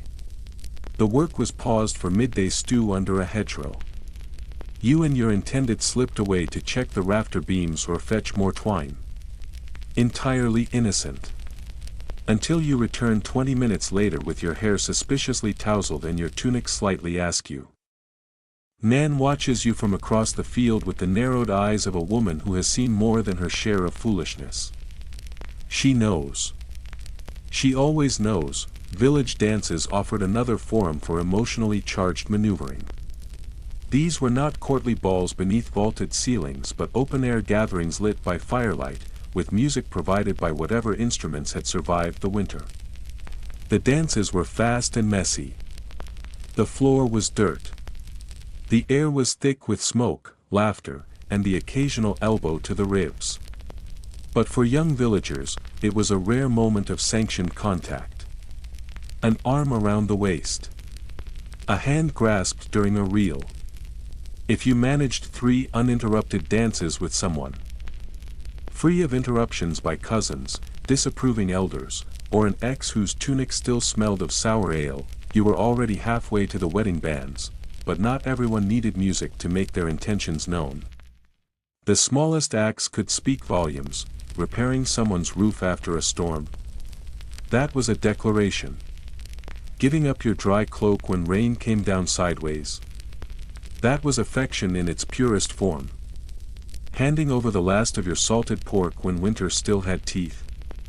That was romance. Peasant love was not clothed in metaphors or honeyed verses. It was built from effort. A back offered to bear weight. A hand extended not just in greeting, but in work. Gifts were modest. Simple. But meaningful, a whistle carved from a crooked branch. A length of cord dyed with crushed berries. A garland of herbs braided in silence. One girl in 14th century Wales famously gifted her suitor a hollowed turnip filled with wild strawberries. They married 2 years later. The turnip was mentioned in the parish records, a strange but touching footnote in the long scroll of human affection. Not every story ended with strawberries, of course. Sometimes love collided with reality. Parents had opinions. Loud ones. A disapproving father might slam the door or greet you on the path with a shovel. A mother could detect romantic mischief from across a muddy field. Siblings, especially younger ones with no grasp of tact, would materialize out of nowhere with baskets of apples and too many questions. Some families arranged matches outright. A father surveying his future son-in-law might mutter, "He's got strong hands and a fine pig. That's half a dowry." Negotiations could follow. You throw in the goat, and we'll call it even. It wasn't poetry. But in the cold of winter, affection had a habit of growing out of necessity. And then there was the tavern. The theater of flirtation. The forge of heartbreak. You'd buy a drink. Settle by the fire. Comment on your particularly bountiful onion patch or the excellent drainage of your root cellar. Code for "I'm available, and I'm handy with a spade." If things went well, you might share a bench. If not, you might share an insult. Either way, someone's cousin was watching. Probably with a wooden spoon. That spoon was not ornamental. In the hands of a seasoned aunt, it could enforce order, chastise misconduct, and humiliate the unfaithful. If you led someone on, if you promised affection and disappeared, you could be summoned to the manor court. Public apology was standard. Fines were common. In one memorable case from Kent, a young man who broke off his courtship after accepting a plum tart was required to apologize to the entire village. He insisted it had been just a snack. The court disagreed. And yet, despite the risk, despite the eyes and whispers and spoons and judgments, love still grew. You saw it in the way someone carried 2 buckets when one would suffice. In how they patched your sleeve without asking. In bread quietly tucked into your bag. These were not dramatic confessions. But they were steady. True. Tested. Peasant love was not adorned. It did not shine like polished silver. But it endured. So now, when Maud finally looks at you, really looks at you, behind the tavern, her arms still crossed but her brow no longer furrowed, and says, "Did you really carve my name on the elm?"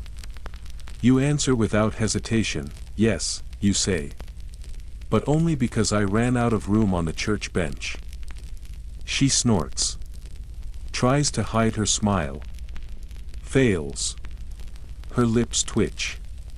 Her eyes soften, and when she presses a half-wrapped oatcake into your hand before turning away, your heart stumbles up into your throat.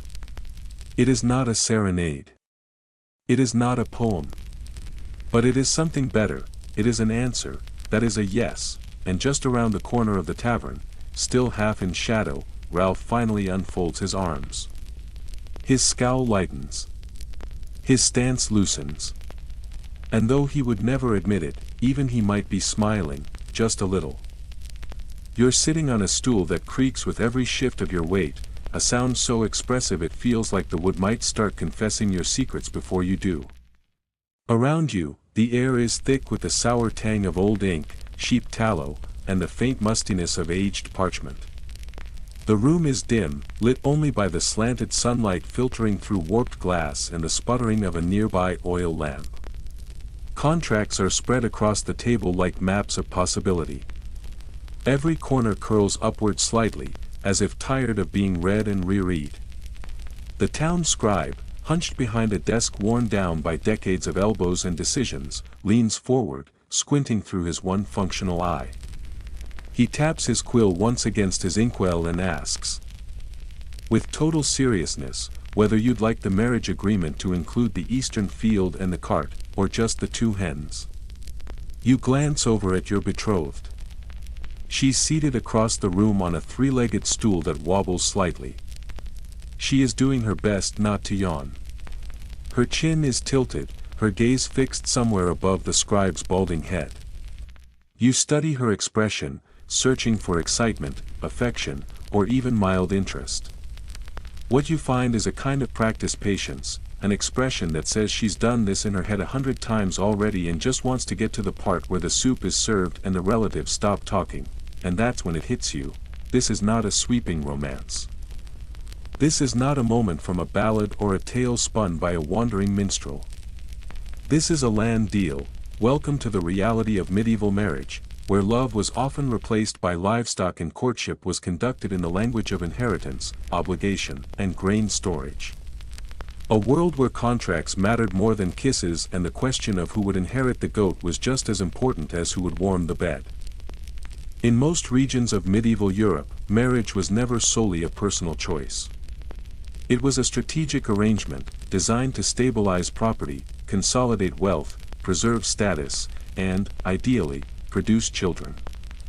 It was a transaction, formalized by documents and stamped by wax seals. Witnesses stood nearby, serious and sober. And somewhere, tucked among the clauses, was a line outlining exactly who would get the cow if tragedy struck before spring, and that was the version with tablecloths and silverware. Among the nobility, the lords, the barons, the landed knights, marriage was a mechanism for survival and ambition. You married to gain borders, to keep the peace, to produce a son before your aging uncle decided to rewrite the will. Your heart, if you had one, was rarely consulted. Your future was decided by the shape of a dowry, the strength of an alliance, or the mood of your liege lord. If your family needed access to a riverbank, you were promised to the brewer's daughter who owned it, regardless of her tendency to speak in proverbs or her alarming obsession with frogs. If your cousin married poorly, you might be bundled off to repair the damage by wedding someone with a better estate. Sometimes your match was chosen because their father owed your father a favor. Sometimes because nobody else was available and the timing was right. Astrology might be consulted. Your preferences rarely were, and should you protest, you risked being quietly removed from the conversation. Sometimes literally. Shipped off to an abbey. Packed away to an uncle's manor, for contemplation. Pressured by priests. Worn down by relatives who saw your future not in candles and kisses, but in wheat fields and wool exports. Even among noblewomen, whose fates were most tightly controlled, there were exceptions, clever, persuasive daughters who managed to nudge the scales in their favor. But for most girls between 12 and 16, the age at which marriage was often arranged, there was little room for choice. Most saw their husbands for the first time on the day of betrothal, and sometimes, only briefly again before the wedding. As for the grooms, things weren't much easier. A man might be promised to a woman twice his age, or half his wit, simply because the match made sense on parchment. One particularly famous case tells of a 13th century knight who fainted during his wedding after discovering that his bride had been switched without his knowledge. The younger sister, it turned out, came without a vineyard. The older one did not, but the transactional nature of marriage didn't end with noble families. Among peasants, where the stakes were smaller but no less important, love often took a backseat to economics. A cooper's son who hoped to marry the baker's daughter might be asked a battery of practical questions. How many tools do you own? Can you provide grain through the winter? Do you have a cow? If the answers were satisfactory, congratulations. She might be yours. If not, there was always the weaver's niece, who came with less dowry but also fewer expectations and a better cheese recipe. Dowries were central to the entire arrangement. A dowry was more than a gift. It was the bride's economic footprint. It might include linens, livestock, cooking pots, a spinning wheel, or, if the family was particularly ambitious, a few silver coins or a carved chest. In rare cases, it included more grim provisions, like pre-sewn funeral shrouds, tucked away just in case. Nothing said commitment like preparing for the end before the beginning had properly started. The groom's family also had their share of responsibilities. Many regions followed the tradition of a bride price or a morgengabe, a morning gift given after the wedding night. It might be symbolic, a coin slipped into her hand, a strip of land, a ring. But symbol or not, it acknowledged her value. It also served as a form of insurance, something she could claim if widowhood came calling sooner than expected, and yes, all of this was carefully documented. Agreements written, signed, sealed. Witnesses summoned. Families gathered. In some cases, professional matchmakers were hired to ensure everything went smoothly. These intermediaries helped evaluate property, mediated disputes, and ensured that no one was hiding a secret betrothal or an angry cousin in the cellar. Not that it always worked. One memorable case from 14th century Italy tells of a man who secretly married two sisters to claim both dowries. When discovered, he was publicly flogged and sent to a monastery for penance, where he promptly fell in love with the abbot. The records grow vague after that, but let's just say it did not end with a second dowry, and through it all, the church watched with wary eyes. Canon law declared that a valid marriage required only two things: mutual consent and consummation. That meant if two people privately exchanged vows and then followed through physically, they were, in the eyes of the church, married. No witnesses. No ceremony. Just whispered promises and hay in your hair. This led to obvious complications. Couples disappeared into the woods one day, then returned claiming they were legally married. Families objected. Courts intervened. Scandals unfolded. To curb this, the church began requiring weddings to be public. Banns were read aloud in churches for 3 consecutive weeks before the ceremony, allowing time for objections. And people did object. Loudly. With details. Occasionally with goats, and yet, sometimes, just sometimes, love found a way in. 2 land plots aligned, and the people who owned them discovered they liked the same feast day. A merchant's daughter fell for the apprentice of her father's trading partner. A shepherd's niece and the reeve's son exchanged glances year after year until someone finally noticed and arranged the match. When affection and economics intersected, it felt like a rare stroke of luck. Like a comet. Like magic, but for many, love had to grow in the soil of arrangement. You learned to live with someone. To wake beside them. To share meals, debts, and sorrows. There were no sonnets. No letters tied in ribbon. Just hands working the same fields. Voices calling to each other from across the courtyard. Shared laughter when the goat escaped again. And in time, sometimes, something tender bloomed, not passion, perhaps, but steadiness.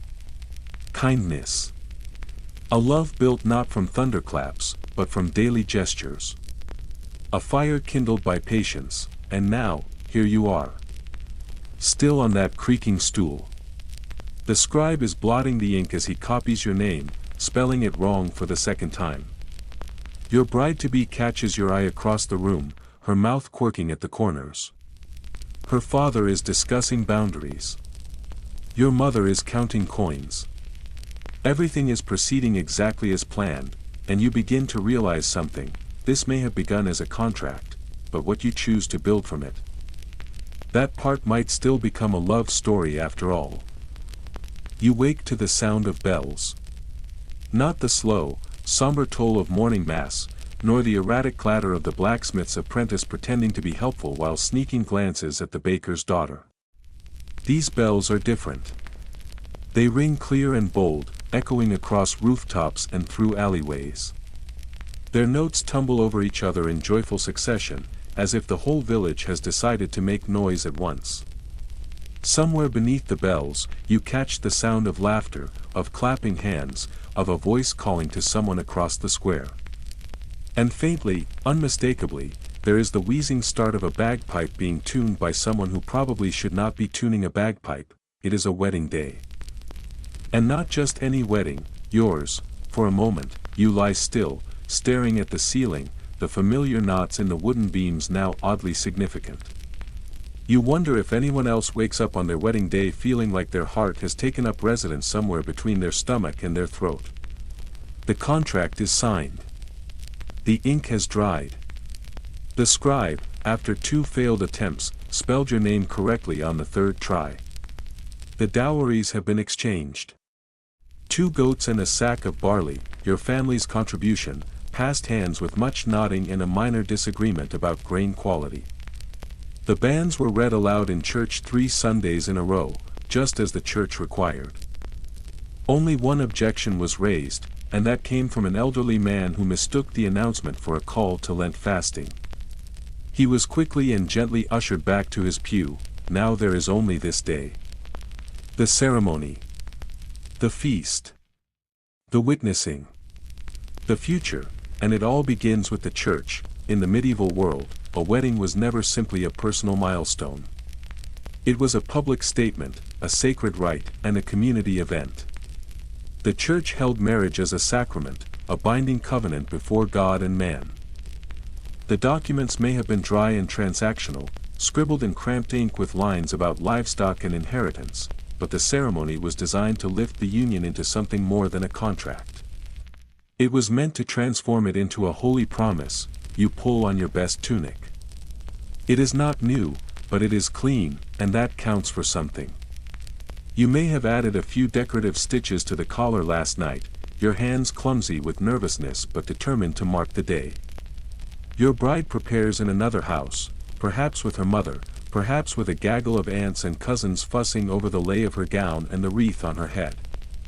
She will wear rosemary for remembrance and myrtle for fertility. The stems bound tightly into a circle and pinned with care. If she is fortunate, someone has lent her a fine belt or a borrowed brooch to wear at her throat, the kind with a little stone set in pewter. Together, you will walk to the church. The path winds through the village, your steps marked by more than just your own anticipation. Neighbors lean out of windows. Children follow with sticky fingers and wide eyes. Friends and relatives trail behind you, some holding hands, others carrying baskets of grain or petals or whatever could be gathered quickly that morning. A few dogs join the procession, attracted by the excitement or by the hope of scraps. At the church door, the priest waits. This is where the ritual truly begins. You do not begin at the altar. Not yet. The marriage ceremony starts at the threshold, a deliberate act. Here, at the very entrance to the holy space, the two of you make your vows before the eyes of the village. The door symbolizes the divide between the secular world and the sacred one. Your promises must be spoken before the community before you can step inside and receive the church's blessing. The priest asks the question that matters most: do you come freely? Do you choose this union of your own will? You say yes. Clearly. Firmly. Loud enough that your cousin, who once joked too often about stepping in if you got cold feet, can hear you from the back pew where he's already helping himself to a piece of dried figure. Then come the vows.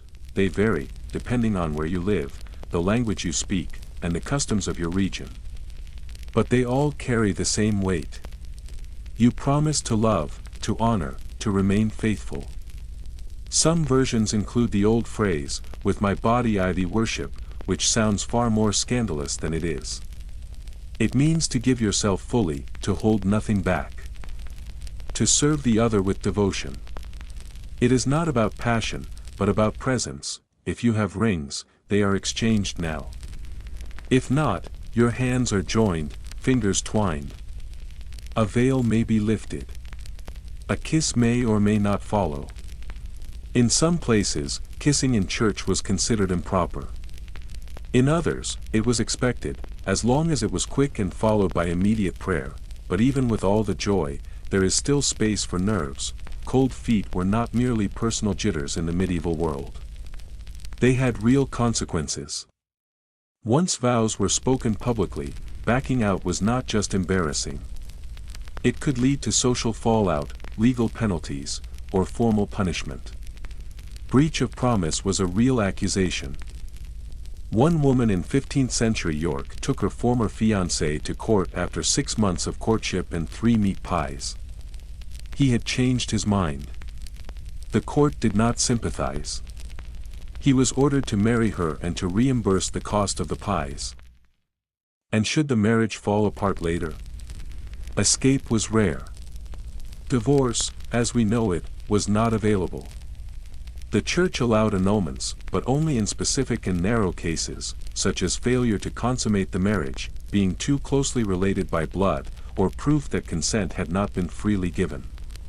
These cases required church courts, public testimony, and witnesses willing to speak about intimate details. Few chose that route. Most simply endured. Some found ways to separate quietly, unofficially. They lived apart, shared little, avoided confrontation. But legally, they remained married, but that is not today's story. Today is full of possibility. After the vows, the priest offers the blessing. He may sprinkle holy water over your clasped hands, or trace the sign of the cross over your heads. He may offer a prayer for grace, or for patience, or for fertility. Someone sneezes in the second row. A child drops a ribbon and bursts into tears. The sacred moment continues, a little noisy, a little chaotic, and entirely human. Then comes the procession to the feast. People cheer. Someone throws petals. Someone else, a little more tipsy, throws a handful of dried peas. You are showered with flowers, laughter, and, if you are very fortunate, the first honey cakes of the season. The village square is strung with garlands made of green branches and ribbon scraps. The musicians have arrived. They play something lively on fiddles, shawms, and yes, that slightly out-of-tune bagpipe. Children dance. Adults sway or clap along. The air smells of roast meat, ale, and spilled cider. A distant cousin is already singing a song with questionable lyrics. The feast is not just a celebration. It is a declaration. The whole village sees you now, eating together, sitting together, smiling or pretending not to smile at each other. This public recognition matters. It seals the marriage as something real, something shared. There are rituals, too. In some places, the bride and groom are led to the marriage bed with ceremony. There may be candles, songs, and a string of teasing jokes from friends and neighbors. A priest might say a blessing. A family member might wait discreetly nearby. In some regions, a sheet was produced afterward as proof of consummation, though historians continue to argue about how widespread or sincere this practice truly was. Some say it was about legality. Others say it was simply the village being nosy, as villages often are. The first night is not always romantic. It is an expectation. A beginning of duty. Children are hoped for, especially sons. Sons who will grow into workers and heirs. Sons who will help secure the land. The name, the future, but all of that comes later. For now, you are dancing, your feet are sore from the week's labor. Your bride's flower crown is slipping to one side. The bread is too crusty. The stew is slightly burned. Someone's uncle has fallen asleep in the sheep trough, and someone else is trying to write a poem in cider foam on the table, and still, there is joy. You look across the table and find the eyes of the person who, earlier that morning, stood beside you and said yes. Who took your hand before the crowd? Who walked with you through the church doors and into this life? There is no music swelling in the background. No poetry. No dramatic vows lifted into the air like lanterns. But there is something else. There is steadiness, there is warmth, there is a beginning. It is morning now. Or nearly. A soft haze of sunlight begins to stretch across the sky, its pale yellow fingers reaching slowly over the thatched rooftops, casting long shadows across the village lane. The world is beginning to stir. Somewhere nearby, a fire is being coaxed back to life. Smoke curls from a chimney. A cart creaks past in the distance. And beneath it all, faint and persistent, someone is banging pots in the courtyard below with the kind of energy only possessed by a person who did not attend the wedding feast. You are wrapped tightly in a wool blanket, one foot just poking out from the hem. The blanket is scratchy, but warm. You sit perched on the edge of a straw-stuffed mattress, which smells faintly of hay, old linens, and the vague dust of long use. It is more lumpy than luxurious. Certainly more practical than romantic. Beside you, the fire has gone out. The hearth is dark, a few ashy remnants crumbling into their final forms. A chill sits in the air, stubborn and uninvited. A rooster crows outside the window with theatrical flair, as though auditioning for a choir that never asked for him. You, meanwhile, are waiting, not for breakfast. Not for a blessing. You are waiting for a knock on the door, because today is bed inspection day, yes. That is not a joke. In certain corners of medieval Europe, particularly in parts of France, England, and the Low Countries. The morning after your wedding was not considered a moment of quiet reflection or tender privacy. It was not a day for leisurely conversation or slow waking. It was a moment of public interest. The marriage had been witnessed, the vows spoken, the feast attended, but none of it was considered truly complete until it had been consummated. And not just in theory. There needed to be proof. The practice was known as betting the couple, and it took different forms depending on region, class, and just how inquisitive your neighbors happened to be. In the houses of nobility, it bordered on ritual. There were customs, steps, and expectations. In rural villages, it could be more like an uninvited prank that had become permanent tradition. Regardless of the setting, the intention remained the same, to verify that the bond of marriage had been sealed not only by word and ritual, but by physical union. The night before, you may have been accompanied to your marital bed by a procession of friends, relatives, and other very opinionated individuals. Some sang songs, often cheeky or suggestive in tone. Others offered jokes, toasts, or the occasional unsolicited advice. You might have been handed a cup of spiced wine, or a bundle of herbs said to inspire affection. In one particularly odd account from 14th century Flanders, the newlyweds were presented with a goose feather and a small wooden spoon. The purpose of these items was never fully explained. Eventually, the crowd would peel away. At least, they were supposed to. In some settings, a priest or elder would say a formal blessing over the bed, asking for fertility, peace, and mutual respect. In less discreet communities, one or two individuals might remain just outside the chamber. A few might even peek through a crack in the door to confirm that the couple had entered the bed and pulled the covers. The act itself was meant to remain private, though the standards for what constituted privacy were, at best, inconsistent. Why such scrutiny? The answer lies in the immense weight placed on marriage as a legal and social contract. This was not merely a matter of personal connection. It was a matter of land, legacy, and legitimacy. A marriage that was not consummated could, in theory, be annulled.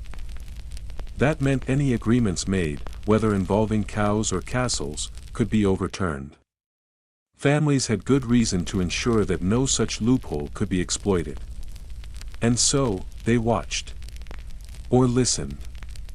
Or inspected, and yes, there are historical records of mourning after inspections.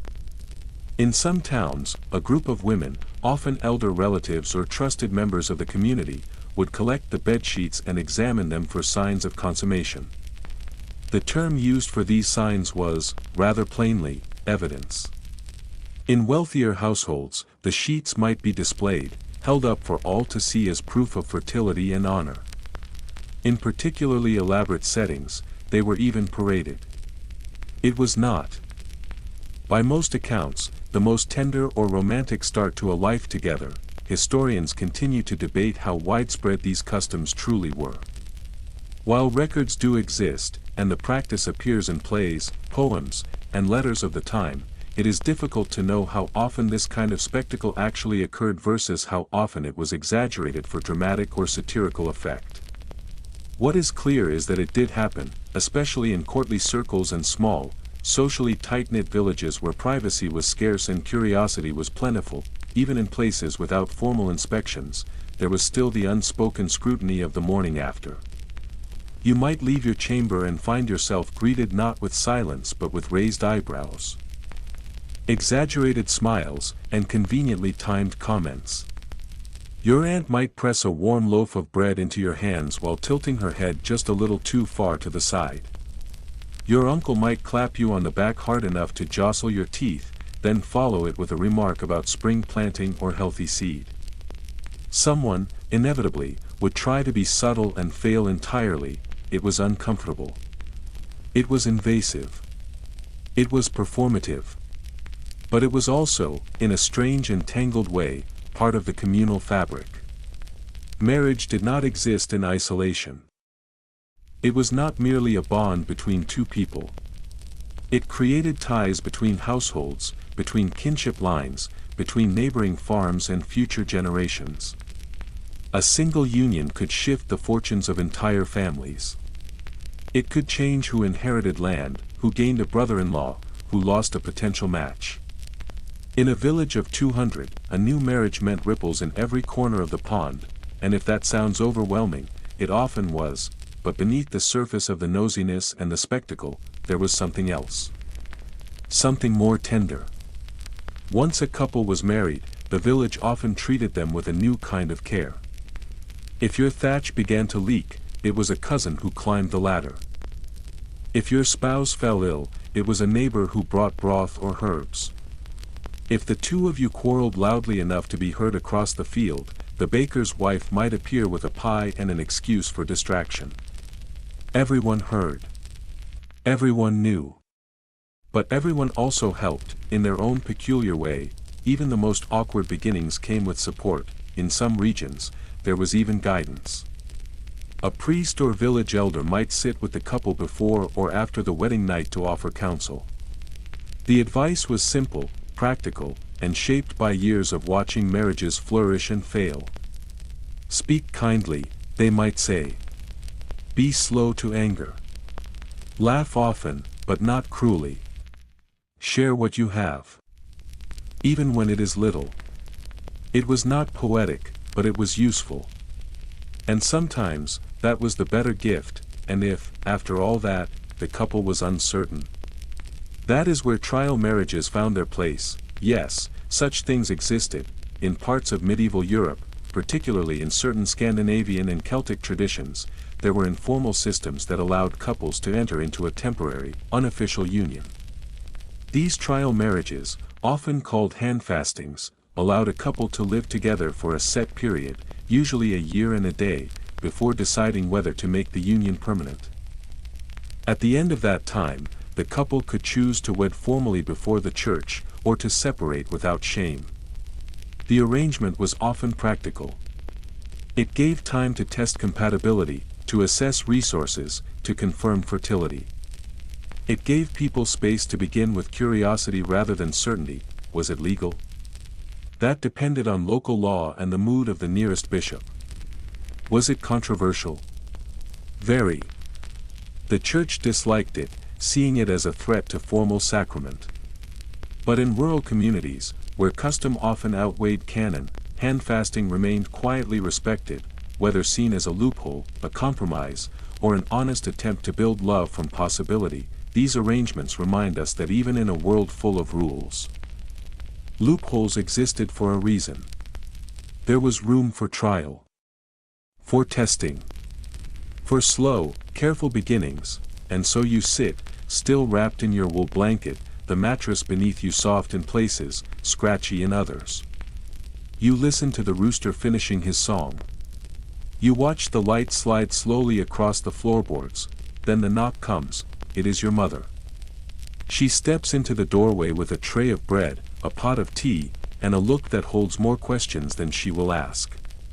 She says nothing about the night.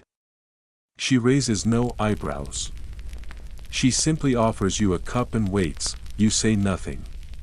But you smile, and she smiles back, because in this strange, bustling, sometimes maddening world of straw beds, legal parchments, mourning rituals, and goose feathers, something new is beginning.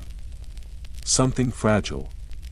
Something worth growing, a partnership, a promise, maybe even love, and for now, that is enough. Not even the goose feather under the bed can ruin that. There is a hush over the marketplace. Not the kind that warns of thunder or rising winds, not the breathless pause before a sudden downpour. This hush is different. It lingers like a held breath, thick with tension and curiosity. It is the silence that arrives after something has gone wrong. Not a storm, but a scandal. You arrive later than usual, your basket of eggs swaying gently in one arm. The morning sun glints off their shells, but even their neat, fragile perfection cannot distract from the feeling in the air. The moment you step into the square, you feel it. The heaviness. The eyes. The sudden quiet that meets your presence like a wall. Two women standing near the bakery halt their whispers the instant they see you. One pretends to examine her apron. The other watches you with a gaze that is almost sympathetic. Almost. A man beside the well stares into the water as though it holds the answer to some ancient riddle, the reflection of his own indecision rippling just out of reach. You pause. Your fingers tighten on the basket handle. You look around the square, your breath caught between curiosity and unease. And then you see her. She stands near the edge of the marketplace, half in shadow, half in morning light. Her hair is loose, no longer bound in the careful braids of a bride-to-be. Her head is bowed, though not in shame. Her shoulders are held stiff, like someone resisting a blow that has already landed. She has been jilted, and here, in this time, in this world, that is not just personal sorrow. It is public catastrophe. In the Middle Ages, to be left at the altar, or even just days or hours before the ceremony, was not only a heartbreak. It was a social collapse. A personal disaster tangled with economic loss, ruined expectations, and long-reaching consequences that rang out like bells from a cathedral tower. Because love, in your world, is not only about feelings or desire. It is about status. About stability. It is woven into the web of trade, family reputation, and political alliances. It is an investment, and when that investment fails, the damage ripples outward. And when it fails in public, the fallout echoes like a stone dropped into a still pond. Consider a betrothal that has been formally announced. The banns have been read aloud in the church for 3 consecutive Sundays. Gifts may have already changed hands. The families involved have made arrangements. In many medieval communities, this stage alone carries the weight of legal obligation. A betrothal is not just a promise. It is a contract. To back out after that, unless a compelling and publicly accepted reason can be given, is to break not just a heart, but a bond recognized by society and, in some cases, by law, and yes, there were courts for that. A record from 15th century York tells of one such case. A man accepted a betrothal, took the bride's dowry in the form of linens and sheep, and then decided, without warning, to marry someone else. Outraged and dishonored, the jilted bride's family took legal action. The court sided with them. The man was required to return the dowry, pay financial compensation, and stand in the village square to offer a formal apology. While holding the unused bridal veil, it was meant to be humiliating. And it was harsh. Possibly. But in a society where a woman's value as a potential wife was closely tied to her public reputation, the consequences of abandonment could be irreversible. She was not merely considered unlucky. She was labeled damaged, tarnished, unworthy of future proposals. All for something she did not choose. Men, though less frequently judged for emotional wounds, did not walk away untouched either. A man who was publicly jilted might lose more than pride. He might lose the chance at a land grant or a marriage alliance that had been carefully arranged. If property or inheritance had been linked to the union, he could suffer financially. And there were other risks. A spurned groom, especially one who suspected deceit or betrayal, might demand satisfaction. And in some cases, that meant a duel. With swords. Or cudgels. Or anything sharp and stupid enough to satisfy wounded pride. But even beyond the legal quarrels and the financial fallout, there was a far more enduring punishment, the slow sting of public shaming. This came in many forms, some quiet, others spectacular. In a smaller town or tightly knit village, it might be subtle. A whispered conversation that pauses when you enter. A feast where your bread roll is mysteriously smaller than the rest. A social gathering where your name is conspicuously absent from the guest list, but in other places, the scorn was loud. Some communities practiced chivalrous, raucous, mocking parades designed to ridicule those who broke moral codes or disturbed the social order.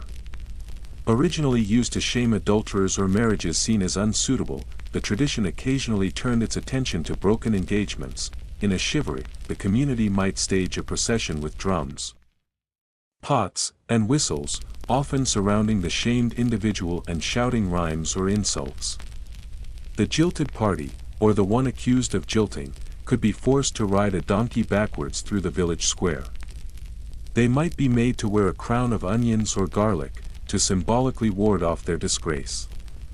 In some cases, they were commanded to shout apologies to the crowd, while the onlookers jeered or sang songs specifically composed for the occasion. One especially cruel account comes from 14th century Flanders, where a young woman was abandoned just before her wedding.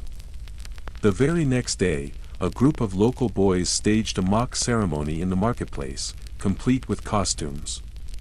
Some dressed as pigs. Others as priests. They reenacted the wedding, only to end it with a fake exorcism. They claimed to be banishing the ghost of love's bad choices. It was theatrical. It was humiliating.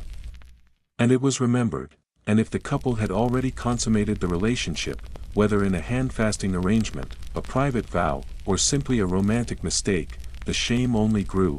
For women, especially, the cost could be devastating, in a world that obsessed over purity.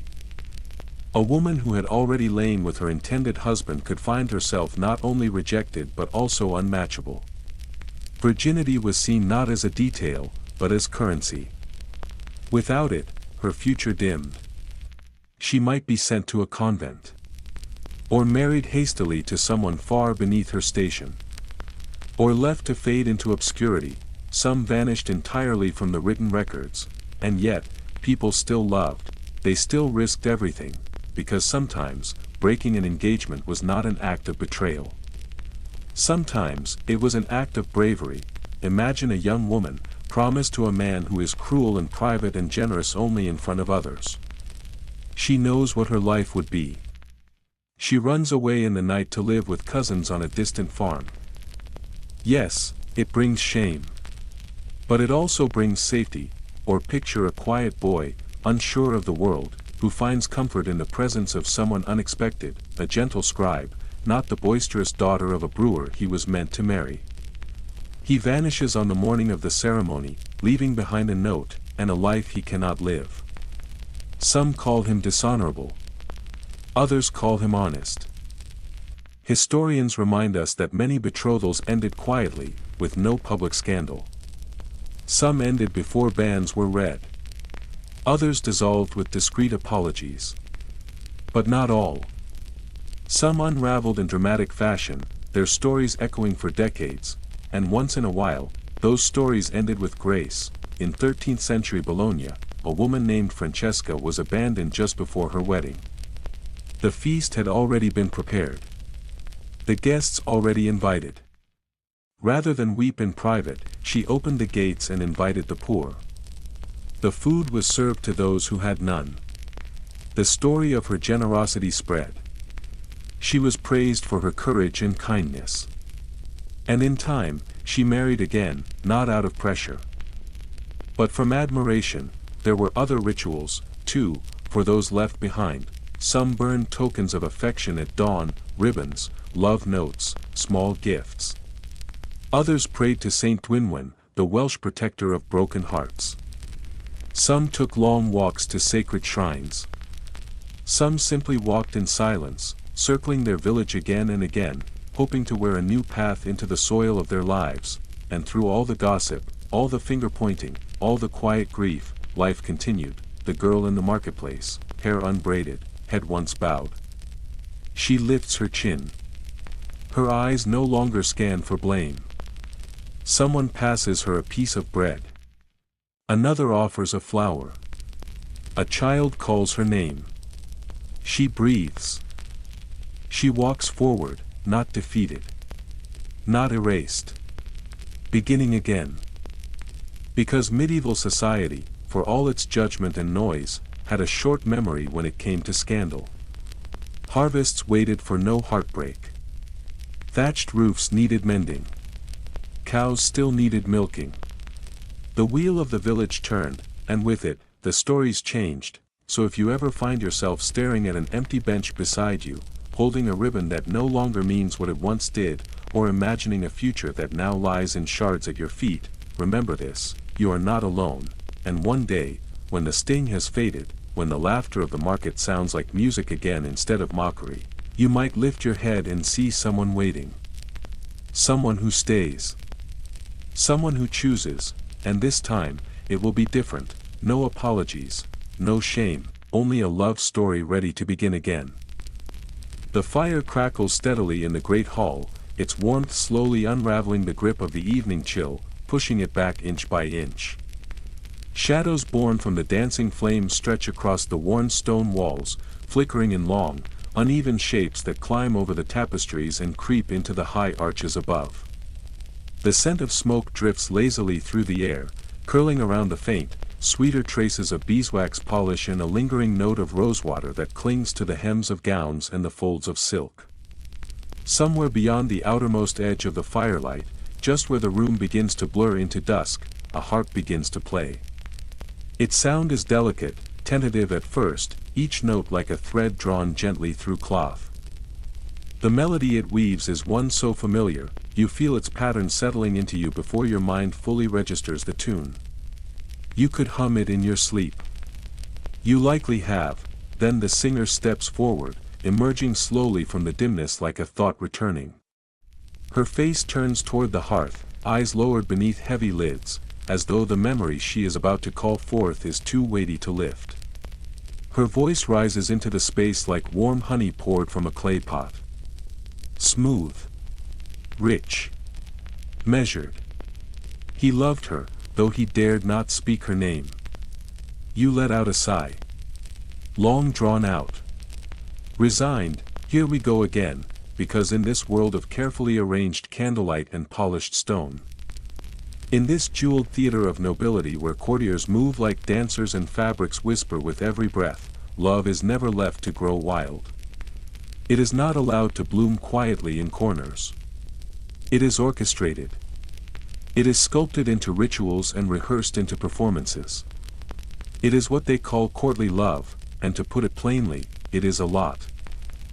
Picture yourself as a knight. Your sword is sharp, your armor polished to a gleam, but your coin pouch is nearly empty. You are unmarried. You are of gentle birth, though your family's name carries just enough recognition to earn a nod at a banquet but not enough to keep you there. Still, you are well-mannered. You can dance well enough not to trip over your own feet. You have read just enough of the right poetry to speak in metaphors without sounding entirely absurd. You serve faithfully in the household of a powerful lord. You joust when commanded. You ride into the rain when duty demands it. And part of you imagines that all of this may one day make for a tale worth telling, then. One day, you see her, she stands beneath an ivy-laced arch, laughter like silver spilling into the evening air. She wears velvet that catches the candlelight and eyes that never seem to land on you for more than a breath. She is perhaps the wife of a nobleman, perhaps the daughter of a count. A woman wreathed in status and carefully managed distance. Someone whose fingertips are more familiar with embroidery needles than reins. Someone so far above your reach that to think of her is to reach for the moon and expect it to answer, and strangely enough, that is exactly the point. Courtly love was not about success. It was not meant to end with a ring and a shared plot of land. It was an exercise in devotion that flirted constantly with impossibility. It took root in the gardens of 12th century France, nurtured by troubadours who strummed lutes and sang with aching voices. It spread through castles like perfume, lingering, intoxicating, impossible to ignore. Its rules were both rigid and strange. The love had to be noble, which meant the object of affection must always be socially higher, more distant, more untouchable. The emotion had to be pure, yet charged with longing. It had to burn hot, but remain unconsummated. Suffering was not a flaw of this kind of love. It was the goal. You were supposed to pine, to ache, to hunger for a glance, a smile, a word. You were expected to prove your love through deeds and poetry. Through silence and pain, you carried her token, a scrap of ribbon or lace, into tournaments as if it were a holy relic. You composed verses about the way she held her fan or the sadness that clouded her gaze. You defended her honor against imagined insults, even when she barely knew your name. You loved her wholly. You expected nothing, and if by some rare chance, you did receive a kiss, or a whispered word behind a curtain. Scandal. But also, a strange sort of victory. It was a cultivated fantasy, a pastime for those who lived behind stone walls with too much time and too many rules. Marriages were arranged for alliance, for property, for gain. But this? This was for the heart. Or at least, the heart's performance. Troubadours and trouvères were the artisans of this delicate world. Their verses were thick with metaphor, drenched in longing, structured like duels. They described love as an affliction, a wound that refused to heal. They painted lovers as ships lost at sea, as birds in cages, as stars that never touched. They wrote with such passion that listeners could forget, just for a moment, that most of it was theatrical. Chrétien de Troyes, the famed poet of the 12th century, gave us tales of Lancelot and Guinevere, of secret meetings and impossible vows. His stories shimmered with intensity. Some believe he believed in it. Others suspect he was quietly mocking the entire structure. Perhaps he did both, because beneath all its poetry, courtly love was theater. The knight might admire from afar without knowing much more than the color of the lady's eyes. The lady might receive his poems with mild interest or polite boredom. Still, the roles were set.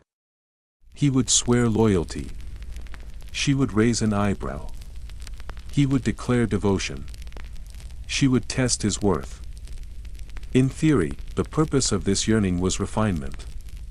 Love was supposed to make a man better, to inspire him to courage and gentleness, to polish his manners and elevate his soul.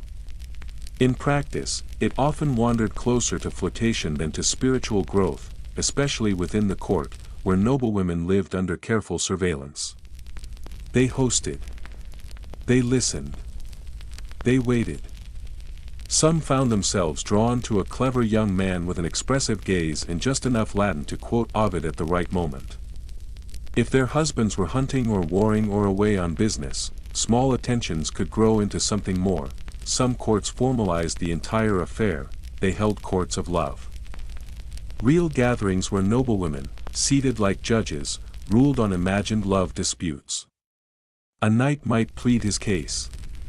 A lady might offer a judgment on his poetry. They debated the rules of longing. They examined the sincerity of a sigh. It was part social game, part intellectual rebellion, part escape from the confines of arranged marriages, but sometimes, the game pushed too far, affairs began with glances and ended in disgrace. Jealous husbands challenged rivals. Dueling became inevitable. Women were cast out. Stories spread like oil across water. One tale from 13th century Aragon tells of a knight who sang beneath a duchess's tower every night for nearly 2 weeks. His songs were mournful, beautiful. On the 13th night, he was found face down in the moat. Whether it was an accident, a jealous suitor, or a husband returned too early, no one ever knew. The women of this world held power in quiet ways. A look could build or ruin a man. A gesture, a small word, the offer of a favor, could mark the beginning of everything. Or nothing. Some women played the game well. Others dismissed it altogether. One surviving letter from a noblewoman in Champagne to a particularly persistent admirer reveals a refreshing clarity. Her response was as follows: "Your verses are overly long, your metaphors are stale, and your sighing has disturbed my sleep. Kindly direct your enthusiasm toward falcons. They are quieter, sharp, decisive, utterly perfect." Even so, the ideals of courtly love did not stay inside castle walls. They spilled out. They made their way down roads and into villages. A merchant might overhear a ballad and attempt his own. A blacksmith's apprentice might scribble a line onto bark. A tinker might dream of a noble face glimpsed once from afar. The stories rarely ended in triumph. But they inspired songs. And the songs kept the dream breathing. Now, here in the hall, the music shifts. Another troubadour steps forward. His lute hums gently, then picks up the melody. He sings of a lady whose hair glowed like ripened wheat, whose heart was colder than the river in February. Of a knight who waited, year after year, beneath her window. His armor rusted. His sword dulled. His hope never did. The crowd leans closer. A woman lowers her gaze and smiles behind her fan. A young squire murmurs the lines from memory. Somewhere in the back, someone closes their eyes and is carried elsewhere, and you, seated near the hearth, watching the light trace golden lines across stone and fabric. Ask yourself a question: is it better to ache endlessly for something that cannot be, or to risk everything for a single moment that may never come again? Because here, in the candlelit hush of noble courts, where every whispered phrase is a performance and every glance a gamble, every heart, whether low-born or crowned, must eventually learn the rules, and when the curtain rises, each must step forward and choose a part to play. The candles burn low in the side chapel, their flames faltering with each soft breath of air that drifts through the quiet space, as if unsure whether to persist or yield to the dark. Each flicker seems to hesitate, caught between presence and absence. The golden light they cast pools across the flagstone floor, stretching in wavering lines that ripple like water before disappearing into the shadows pressed into every corner of the sanctuary. The air holds a stillness that feels carefully guarded, as though it has settled here for centuries. You linger behind after Compline, tucked into the cool curve of a stone pillar, cloaked in quiet. The silence here is not empty. It hums, low and constant, filled with the weight of prayers spoken and unspoken. It is the kind of silence you recognize not just with your ears, but with your whole body. The kind that feels sacred, almost alive, only the soft rustle of wool and the faint creak of old wood occasionally break through. Across the aisle, half lost in the candlelit hush, another figure kneels in solitude. Their form is wrapped in the same brown woolen habit that you wear, the folds of fabric gathered with care. Their head is bowed low in reverence. The movement of their lips is barely visible. Their prayer rises as a whisper too soft to follow, a thread of sound so delicate it seems to drift upward without ever touching the air between you.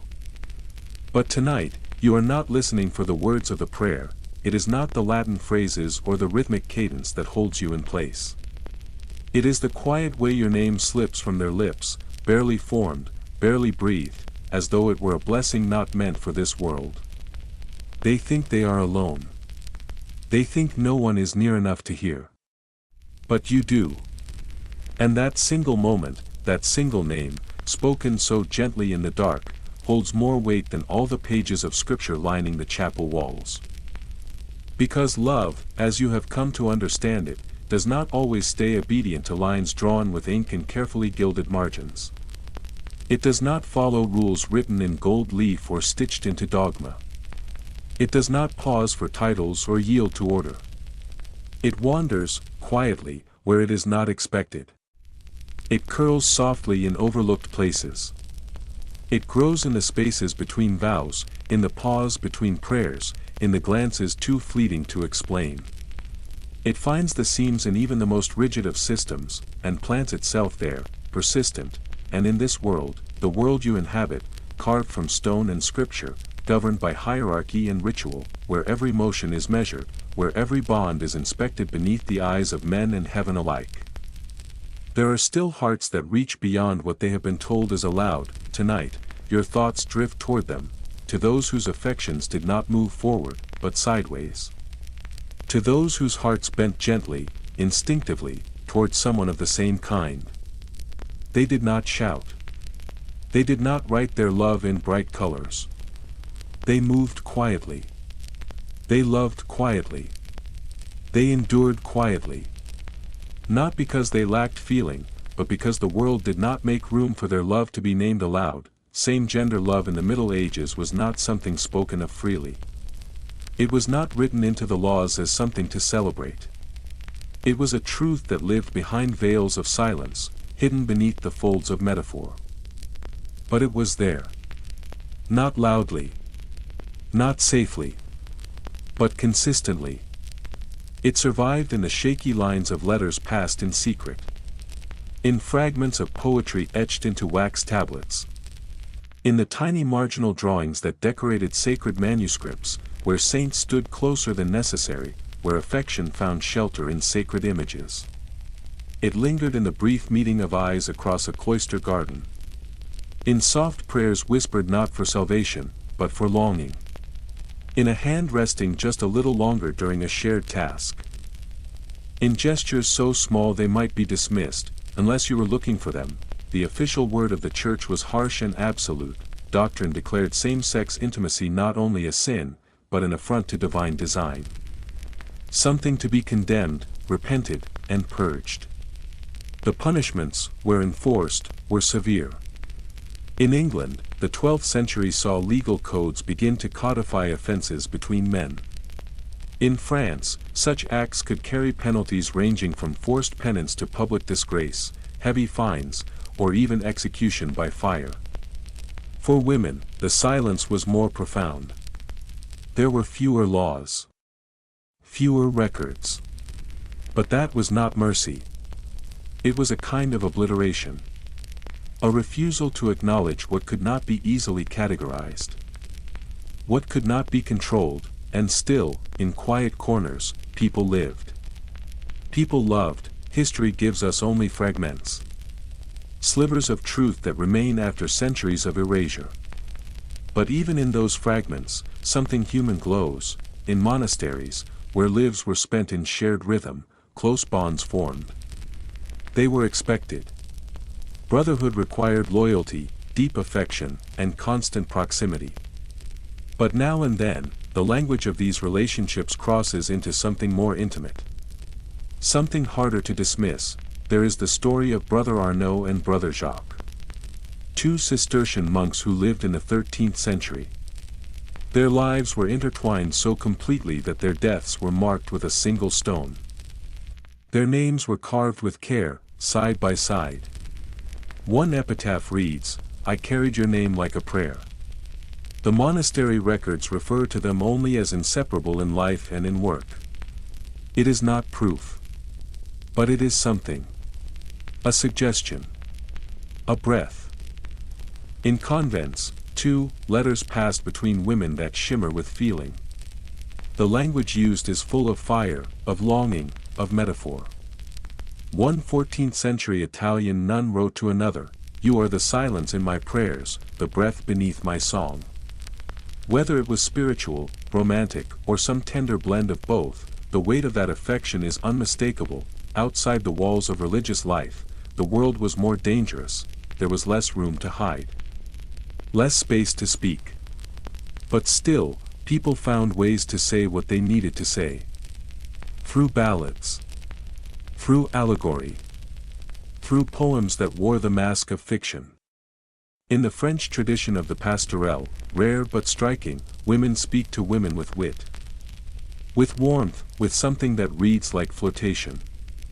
Some tales speak of knights and squires whose loyalty was laced with something more. Often, the endings are sorrowful. A love unreturned. A battle not survived. A retreat to penance. The story ends before anything begins, and yet, real lives break through the poetry. A 15th-century court case in the German city of Speyer tells of Katrina Hetzeldorfer, a woman who dressed as a man and lived with women as a male partner might. She was tried and executed. Her name appears in history only because of her death. But even this rare record is a window. One of the few that acknowledges not just nonconformity, but love, but not all stories ended in fire or exile. In smaller towns and villages, where neighbors often chose community over judgment, some people quietly looked the other way. Two women might live together, called companions. Two older men might share a home, their years together simply noted without comment. No accusation. No praise. Just a fact, recorded in ink. One example remains in a 14th-century will from Florence. A man, unmarried, left his home and possessions to another man, described as beloved friend and constant companion. The document praises years shared in joy and hardship.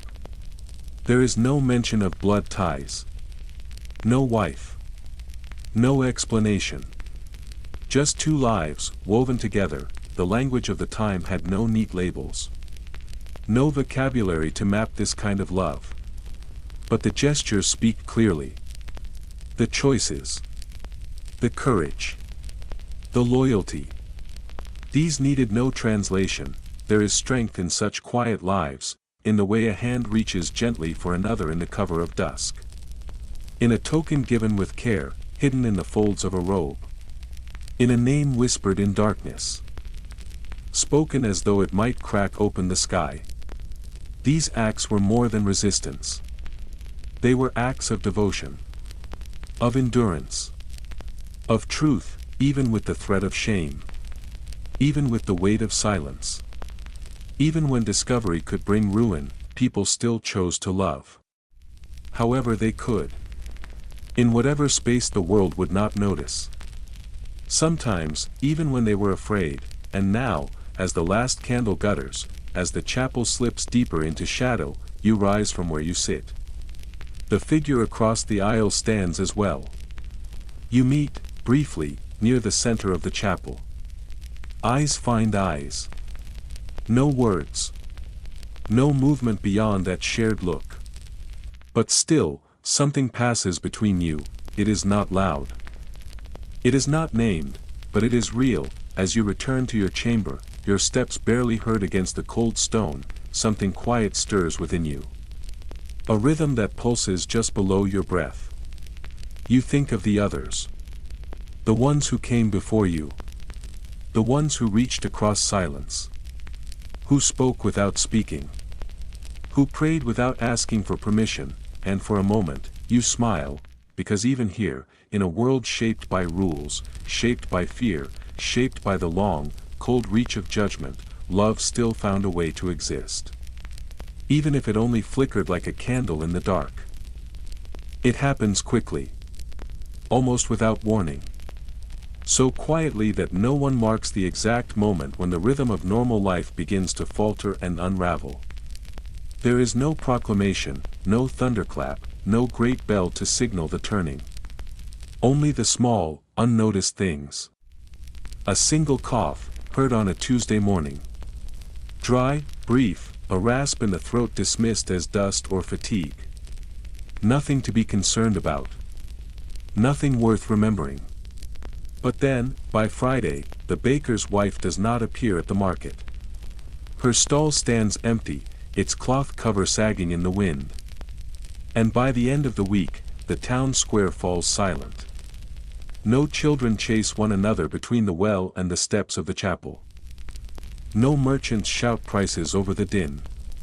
The church bells begin to toll again and again, long and low, without pause, without ceremony. Not for feast days. Not for weddings. Just for absence, the familiar world begins to contract.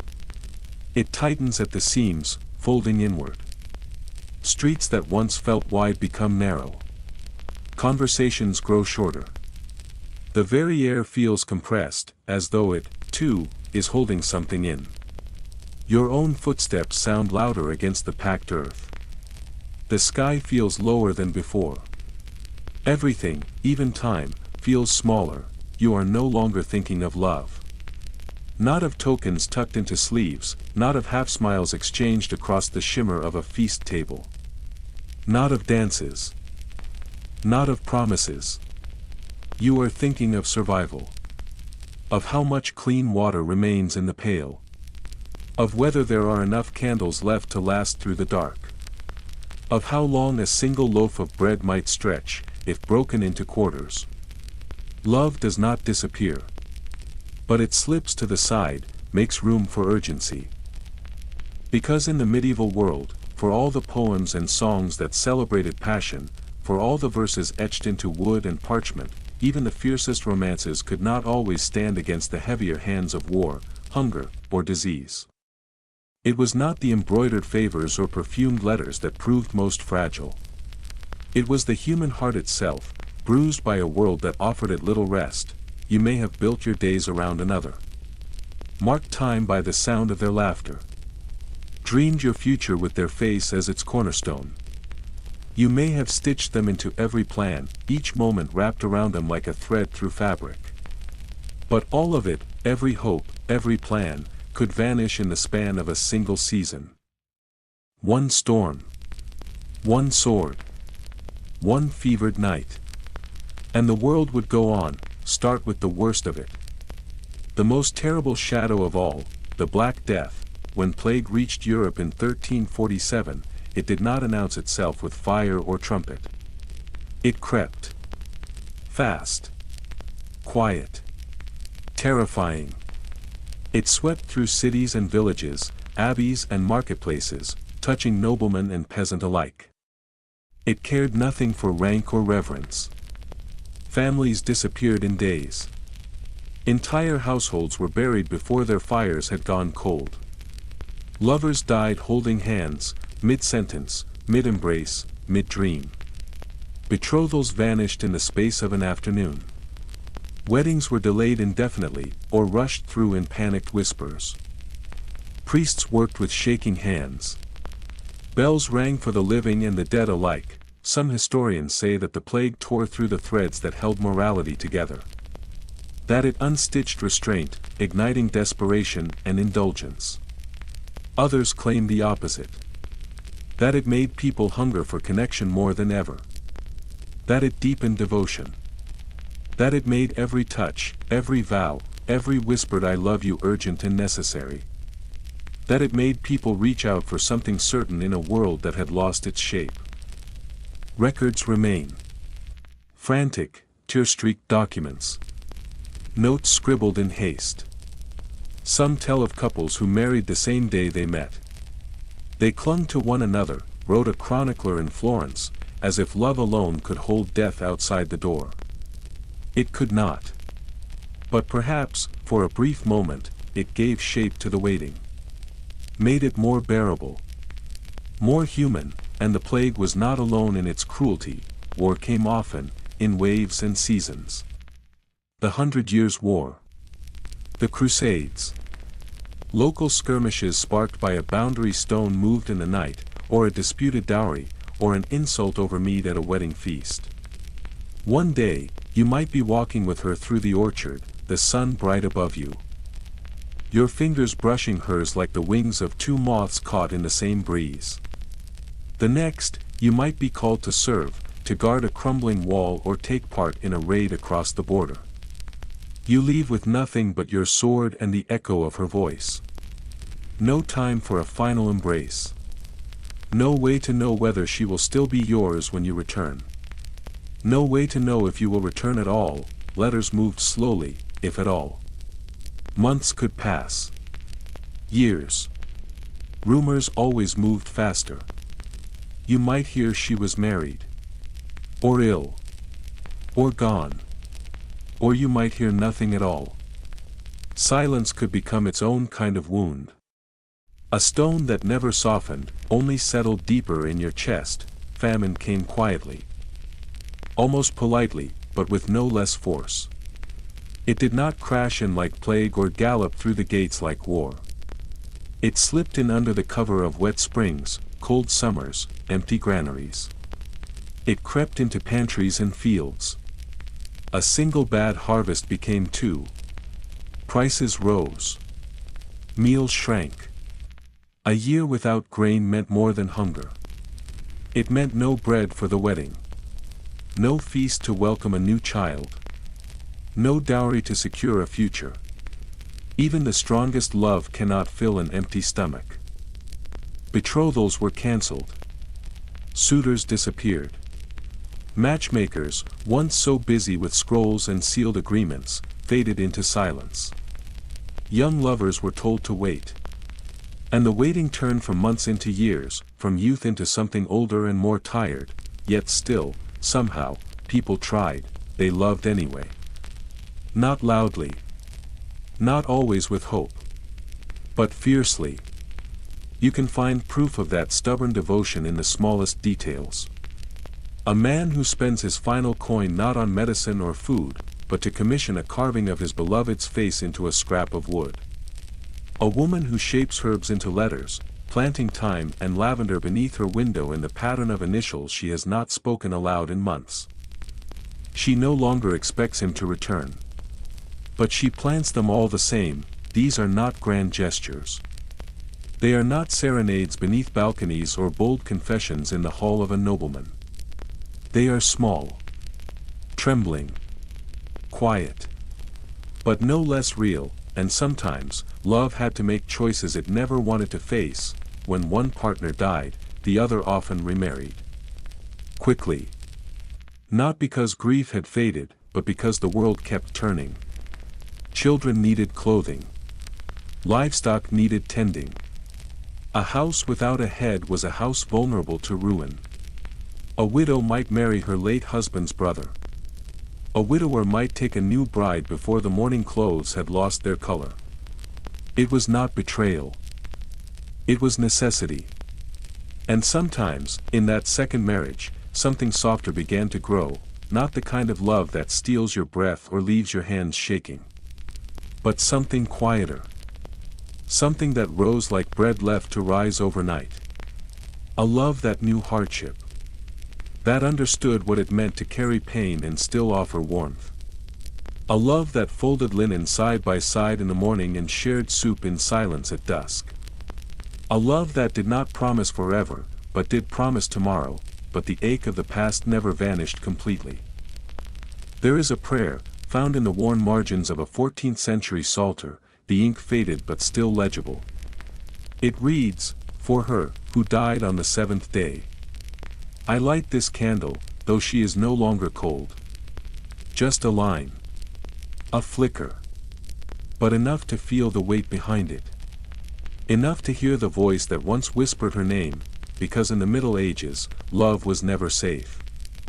It walked beside death like a twin shadow. It spoke in broken voices. It planted itself in soil that could never be trusted to hold anything long. You could fall in love with someone in the full bloom of spring, marry before the harvest, and bury them before the first frost of winter.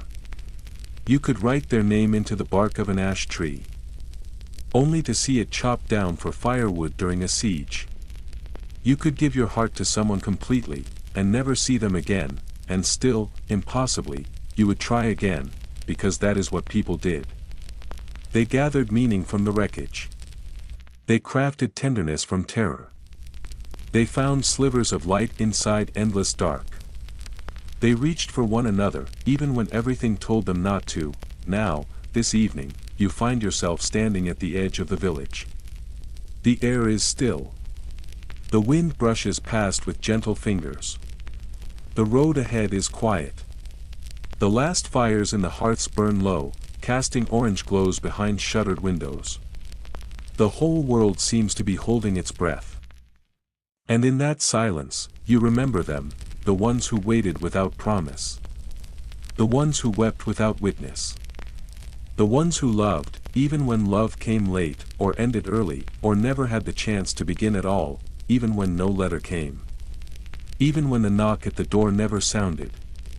Even when the ending arrived before the story was ever told, because even when fate turned its face away, even when the parchment tore or the page remained unwritten, love still meant something, even if it lasted only one heartbeat longer.